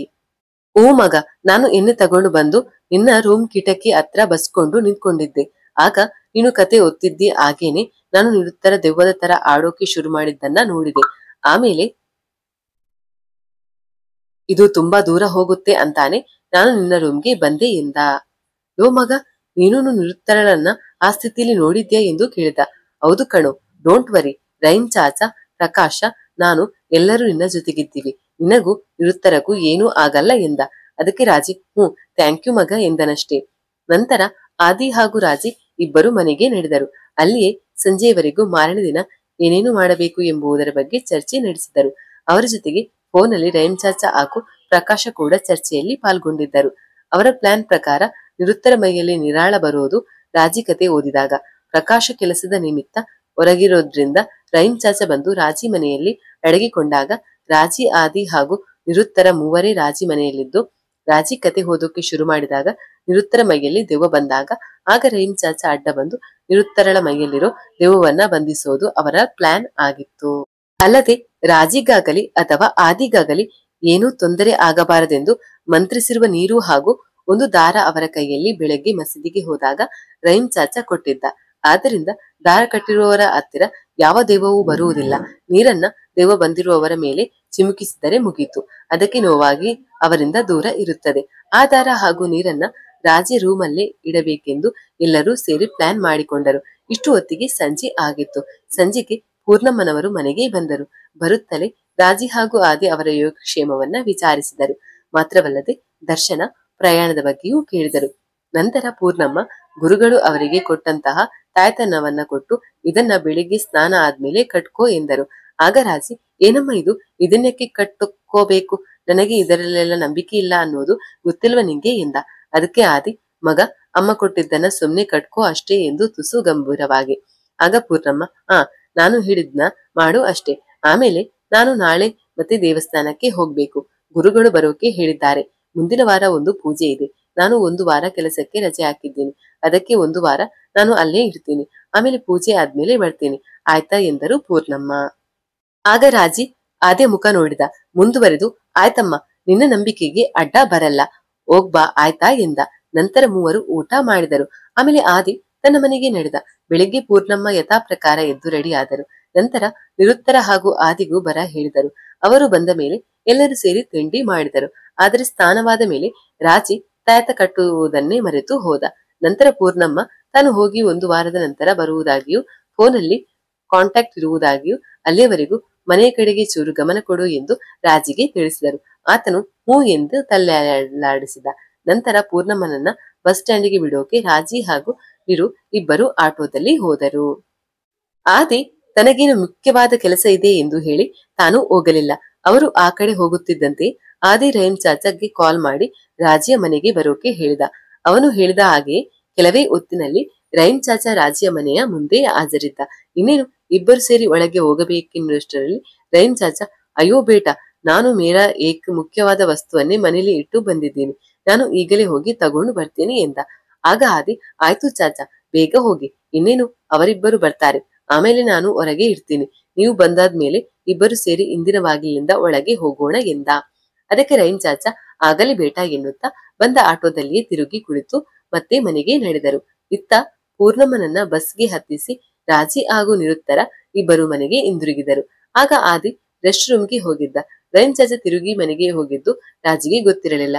ಹೀಗಾಗಿ ಅವನು ಆದಿ ಹಾಗೂ ರಹೀಂ ಚಾಚಾ ಇಬ್ಬರು ಬಚ್ಚಿಟ್ಟುಕೊಂಡೇ ಇದ್ದಾರೆ ಎಂದು ತಿಳಿದು ರಾಜಿ ತನ್ನ ಪ್ಲಾನ್ ಪ್ರಕಾರ ಮನೆಗೆ ಬಂದು ನಿರುತ್ತರಳನ್ನ ಕರೆದುಕೊಂಡು ತನ್ನ ರೂಮ್ಗೆ ನಡೆದ. ರಾಜಿ ಕುರ್ಚಿಯ ಮೇಲೆ, ನಿರು ಮಂಚದ ಮೇಲೆ ಕುಳಿತುಕೊಂಡರು. ರಾಜಿ ತನಗೇನು ಗೊತ್ತೇ ಇಲ್ಲವೇನೋ ಎಂಬಂತೆ ರಾಜಿ, ಎಲ್ಲಿ ಹಾಳಾಗೋದ ಈ ಆದಿ ಎನ್ನುತ್ತಾ ತನ್ನ ಫೋನ್ ತೆಗೆದು ಅವನಿಗೆ ಕಾಲ್ ಮಾಡುವ ರೀತಿ ನಾಟಕ ಮಾಡಿದ. ಮುಂದುವರೆದು, ನೋಡು ನೀರು, ಇವಾಗ ತಾನೇ ಅಮ್ಮ ಮನೆ ಕಡೆ ಹುಷಾರು ಅಂತ ಹೇಳಿ ಹೋಗಿದ್ದಾಳೆ. ಇವನು ನೋಡಿದ್ರೆ ಎಲ್ಲೋ ಹೋಗಿದ್ದಾನೆ ಎಂದ ತುಸು ಕೋಪದಲ್ಲಿ. ಅದಕ್ಕೆ ನಿರುತ್ತರ, ಅಯ್ಯೋ ಇಲ್ಲೇ ಎಲ್ಲೋ ಇಡ್ತಾನೆ ಬಿಡು ಎಂದು ತನ್ನ ಫೋನ್ ತೆಗೆದಳು. ಅದನ್ನು ನೋಡಿದ ರಾಜಿ, ಓಕೆ ಓಕೆ, ನೀನೇನ್ ಕಾಲ್ ಮಾಡ್ಬೇಡ ಬಿಡು ಎಂದ. ಆಗ ನಿರು ಸರಿ ಎನ್ನುತ್ತಾ ತನ್ನ ಫೋನನ್ನ ಮತ್ತೆ ಕೆಳಗಿಟ್ಟಳು. ಅದನ್ನ ನೋಡಿ ರಾಜಿ ನುಟ್ಟಿಸಿರು ಬಿಟ್ಟ. ನಿರು ಮುಂದುವರಿದು, ರಾಜಿ ಅದೇನು ಪುಸ್ತಕ, ಯಾವುದದು ಎಂದಳು ಟೇಬಲ್ ಮೇಲಿರುವ ನಿರಾಳ ಸುಂದರಿ ಪುಸ್ತಕ ನೋಡಿ. ಆಗ ರಾಜಿ ಮನಸ್ಸಲ್ಲಿ, ಅಬ್ಬಾ, ನಾನು ಹೇಗೆ ಶುರು ಮಾಡ್ಬೇಕು ಅಂತ ಯೋಚನೆ ಮಾಡ್ತಿದ್ದೆ. ಆದ್ರೆ ಅವಳೇ ಮ್ಯಾಟರ್ ತೆಗೆದ್ಲು. ನಾನೇ ಕತೆ ಓದ್ಬಿಡ್ತೀನಿ. ಹೇಗಾದ್ರೂನು ರಹೀಂ ಚಾಚಾ ಹಾಗೂ ಆದಿ ಇಬ್ಬರು ರೆಡಿ ಇದ್ದಾರೆ ಎಂದವನೇ ನಿರಾಳ ಸುಂದರಿ ಪುಸ್ತಕ ಕೈಗೆತ್ತಿಕೊಂಡು ಓದತೊಡಗಿದ. ನಿರುತ್ತರ, ಈ ಕತೆ ತುಂಬಾ ಇಂಟ್ರೆಸ್ಟಿಂಗ್ ಆಗಿದೆ ಕಣೆ. ಒಬ್ಬ ಮಂತ್ರವಾದಿ, ಒಬ್ಬ ಸನ್ಯಾಸಿ ಸ್ವಾಮಿ ಹಾಗೂ ಒಂದು ರಾಜಕುಮಾರಿ ನಡುವೆಯ ಅಂತಹ ಕತೆ ಇದು ಎಂದವನೇ ನಿರುತ್ತರಳ ಮುಖವನ್ನೊಮ್ಮೆ ನೋಡಿದ. ಆಗ ನಿರುತ್ತರ, ನಾನು ಆ ಕಥೆಯನ್ನ ಅರ್ಧ ಮಾತ್ರ ಓದಿದ್ದೀನಿ, ಮುಂದಿನದ್ದನ್ನ ನೀನೇ ಓದು ಎಂದಳು. ಅದನ್ನ ಕೇಳಿದವನಿ ರಾಜಿ, ಓ, ಅಂದ್ರೆ ನಿರಾಳ ಬಂದಿದ್ದಾಳೆ ನಿರುತ್ತರ ಮೈಯಲ್ಲಿ ಎಂದ ಮನಸ್ಸಿನಲ್ಲೇ. ಮುಂದುವರೆದು, ಹಾಗಿದ್ರೆ ಬೇಗ ಆದಿ ಹಾಗೂ ರಹೀಂ ಚಾಚಾ ಬರುವವರೆಗೆ ನಾನು ವೇಟ್ ಮಾಡ್ಬೇಕು, ಅಲ್ಲೇವರೆಗೂ ಈ ಕತೆ ಓದ್ಬೇಕು ಎಂದವನೇ ಕತೆ ಓದೋಕೆ ಶುರು ಮಾಡಿದ. ಮರ್ಜಲ ಈಗ ಹೇಗಾದ್ರೂ ಮಾಡಿ ರುದ್ರಶಂಕರನಿಂದ ರಾಜಕುಮಾರಿಯನ್ನ ಕರೆತರುವುದಾಗಿ ಹೇಳಿದ. ನಂತರ ಆತ ಅರಮನೆಯಿಂದ ಎದ್ದು ತನ್ನ ಗವಿಯ ಕಡೆಗೆ ನಡೆದ ಎಂದ ರಾಜಿ. ಅಷ್ಟು ಓದುವುದರಷ್ಟರಲ್ಲಾಗಲೇ ನಿರುತ್ತರ ನಿರಾಳಲಾಗಿ ಬದಲಾಗಿದ್ದಳು. ಕಿಟಕಿಗಳೆಲ್ಲವೂ ತೆರೆದುಕೊಂಡು ಗಾಳಿ ಬೀಸತೊಡಗಿತ್ತು. ಅವಳ ಕೂದಲು ಮುಖದ ಮೇಲೆ ಹರಡಿಕೊಂಡಿತ್ತು. ಅವಳ ಮುಖ ಮತ್ತೆ ದೆವ್ವದ ಆಗಾಗಿತ್ತು. ಆಗ ನಿರು, ಮುಂದೆ ಎಂದ. ರಾಜಿ ನಿಧಾನವಾಗಿ ನಿರುತ್ತರ ನಿರಾಳ ಆಗಿರುವುದನ್ನ ಗಮನಿಸಿದ. ಆದರೆ ಯಾವುದೇ ರಿಯಾಕ್ಷನ್ ಕೊಡದೆ ಆದಿ ಹಾಗೂ ರಹೀಂ ಚಾಚಾ ಬರುವಿಕೆಗೆ ಕಾಯ್ದು ಮತ್ತೆ ಕಥೆಯನ್ನ ಮುಂದುವರಿಸಿದ. ಇತ್ತ ಸುಮಾರು ದಿನಗಳನ್ನ ರುದ್ರಶಂಕರನೊಡನೆ ನಿರಾಳ ದೇವಿ ಕಳೆದಿರುವುದರಿಂದ ಅವಳಿಗೆ ಅವನ ಮೇಲೆ ಮನಸ್ಸಾಯಿತು. ಅವಳು ಅವನನ್ನ ತನ್ನ ಮನಸ್ಸಲ್ಲಿ ಸ್ಥಾಪಿಸಿಕೊಂಡು ದಿನ ದಿನವೂ ಅವನ ಬಗ್ಗೆ ಕನಸ ಕಾಣತೊಡಗಿದಳು ಎಂದ ರಾಜಿ. ಆಗ ನಿರು, ಓ ಆಗಿದ್ರೆ ಇಬ್ಬರು ಲವ್ ಮಾಡ್ತಾರಾ ಎಂದಳು. ನನಗೇನು ಗೊತ್ತು ನಿರಾಳ, ಇವಾಗ ಓದ್ತೀನಿ ಕೇಳು ಎನ್ನುವಷ್ಟರಲ್ಲಿ ನಿರು ಎದ್ದು ನಿಂತುಕೊಂಡಳು. ಅವಳು ಹಾಕಿದ ಚೂಡಿ ಗಾಳಿಯಲ್ಲಿ ಆರ ತೊಡಗಿತು. ಯಾಕ್, ಏನು ಗೊತ್ತಿಲ್ಲ ನಿನಗೆ? ನಾನು ನಿರಾಳ ಅನ್ನೋ ವಿಷಯ ಗೊತ್ತಾಯ್ತಲ್ಲ ಎಂದಳು. ಆಗ ರಾಜಿ ಅದು ಅದು ಎಂದವನೇ ಜೋರಾಗಿ ಆದಿ ಎಂದು ಕೂಗಿದ. ಆ ಶಬ್ದಕ್ಕೆ ರೆಸ್ಟ್ ರೂಮ್ ಅಲ್ಲಿದ್ದ ಆದಿ ಗಾಬರಿಯಿಂದ ರಾಜಿಯ ರೂಮ್ಗೆ ಓಡಿ ಬಂದ. ಅಷ್ಟೊತ್ತಿಗೆ ನಿರುತ್ತರ ಜೋರಾಗಿ ಕಿರುಚುತ್ತಾ, ಹೇಳೋ ಹೇಳೋ, ನಿನಗೆ ಹೆಂಗ್ ಗೊತ್ತಾಯ್ತು ಎಂದವಳೆ ಅವನ ಹತ್ತಿರ ಬರತೊಡಗಿದಳು. ಕೂಡಲೇ ರಾಜಿ ಬಾಗಿಲ ಹಿಂದೆ ಇಟ್ಟಿದ್ದ ರಹೀಂ ಚಾಚಾ ಕೊಟ್ಟಿದ್ದ ಮಂತ್ರಿಸಿದ ನೀರಿನ ಬಾಟಲಿಯನ್ನ ತೆಗೆದುಕೊಂಡು ಇನ್ನೇನು ಅವಳ ಮೇಲೆ ಹಾಕಬೇಕು ಎನ್ನುವಷ್ಟರಲ್ಲಿ ಆದಿ ಬಂದು ಜೋರಾಗಿ ಬಾಗಿಲು ತೆಗೆದ. ಅವನು ತೆಗೆದ ಫೋರ್ಸಿಗೆ ರಾಜಿಯ ಕೈಯಲ್ಲಿದ್ದ ಬಾಟಲಿ ಕಿಟಕಿಯಿಂದ ಆರಿ ಹೊರಗೆ ಬಂದು ಬಿದ್ದಿತು. ಆದಿಯು ಅದನ್ನೇ ನೋಡುತ್ತಾ ನಿಂತುಕೊಂಡ. ಅದನ್ನ ನೋಡಿ ನಿರು ನಗಾಡತೊಡಗಿದಳು. ಏನೋ ಅದ್ಯಾರೋ ಮುದುಕ ಕೊಟ್ಟ ನೀರನ್ನ ಹಾಕ್ಬೇಕು ಅನ್ಕೊಂಡಿದ್ಯಾ? ಹೇಗಿದೆ ನನ್ನ ಶಕ್ತಿ ಎಂದಳು. ಆಗ ರಾಜಿಗೆ ತುಂಬಾ ಭಯ ಶುರುವಾಯಿತು. ರಾಜಿ ಬೆವರತೊಡಗಿದ. ನಾನು ರಹೀಂ ಚಾಚಾ ಆದಿ ಎನ್ನುತ್ತಿದ್ದಂತೆಯೇ ಅವನಿಗೆ ಮುಂದೇನು ಹೇಳಬೇಕು ಎಂಬುದು ತಿಳಿಯಲಿಲ್ಲ. ಆಗ ನೀರು ಮುಂದುವರೆದು, ಈ ಬಾಗಿಲು ತೆಗೆದಿದ್ದು ಯಾರು ಅಂತ ಮಾಡಿದ್ಯಾ ಎಂದಳು. ರಾಜಿ ಎದ್ದರುತ್ತಾ ಯಾರು ಎಂದ. ಆಗ ನೀರು ಅಲ್ನೋಡು ಎಂದು ಆದಿಯ ಕಡೆಗೆ ಕೈ ಮಾಡಿ ತೋರಿಸಿದಳು. ಆಗ ರಾಜಿ ನಿಧಾನವಾಗಿ ಆದಿಯ ಕಡೆಗೆ ತಿರುಗಿದ. ಆಗ ಆದಿಯ ಮುಖ ಒಮ್ಮಿಂದೊಮ್ಮೆಗೆ ವಿಕಾರವಾಗಿತ್ತು. ಬಾಯಿಂದ ರಕ್ತ ಸುರಿಯುತ್ತಿತ್ತು. ಕಣ್ಣುಗಳು ಎಲ್ಲೆಲ್ಲೋ ಸೇರಿಕೊಂಡಿದ್ದವು. ಅಲ್ಲಿ ಬೀಸುತ್ತಿದ್ದ ಆ ಗಾಳಿಯ ರಭಸಕ್ಕೆ ಆದಿಯ ಶರ್ಟ್ ಹರಿದು ಹೋಯಿತು. ಆಗ ರಾಜಿ ಆದಿ ಏನೋ ಇದು ಎಂದ ಭಯದಲ್ಲಿ. ಆಗ ಆದಿ ವಿಕಾರವಾಗಿ ನಗುತ್ತಾ, ನಾನು ಚಿನ್ನು ಲವರ್ ವಿಶಾಲ ಎಂದು ಬಿಟ್ಟ. ಆಗ ನಿರು ಹಾಗೂ ವಿಶಾಲ ಇಬ್ಬರು ವಿಕಾರವಾದ ಶಬ್ದ ಮಾಡುತ್ತಾ, ನಮ್ಮ ಪ್ರೀತಿಯನ್ನ ನಿನ್ನ ಮುಂದೆ ಹೇಳಿದ್ರೆ ನೀನು ತಲೆ ಕೆಡಿಸ್ಕೊಳ್ಳಿಲ್ಲ ಅಲ್ವಾ? ನೀನು ನಮಗೆ ಸಹಾಯ ಮಾಡಿದ್ರೆ ನಾವು ಬದುಕುತ್ತಿದ್ವಿ, ನಿನ್ನಿಂದಾಗಿಯೇ ನಾವು ಸೂಸೈಡ್ ಮಾಡ್ಕೊಂಡಿದ್ದು ಎಂದವರೇ ಅವನ ಕತ್ತಿಗೆ ಕೈ ಹಾಕಿ ಇಸುಕ ತೊಡಗಿದರು.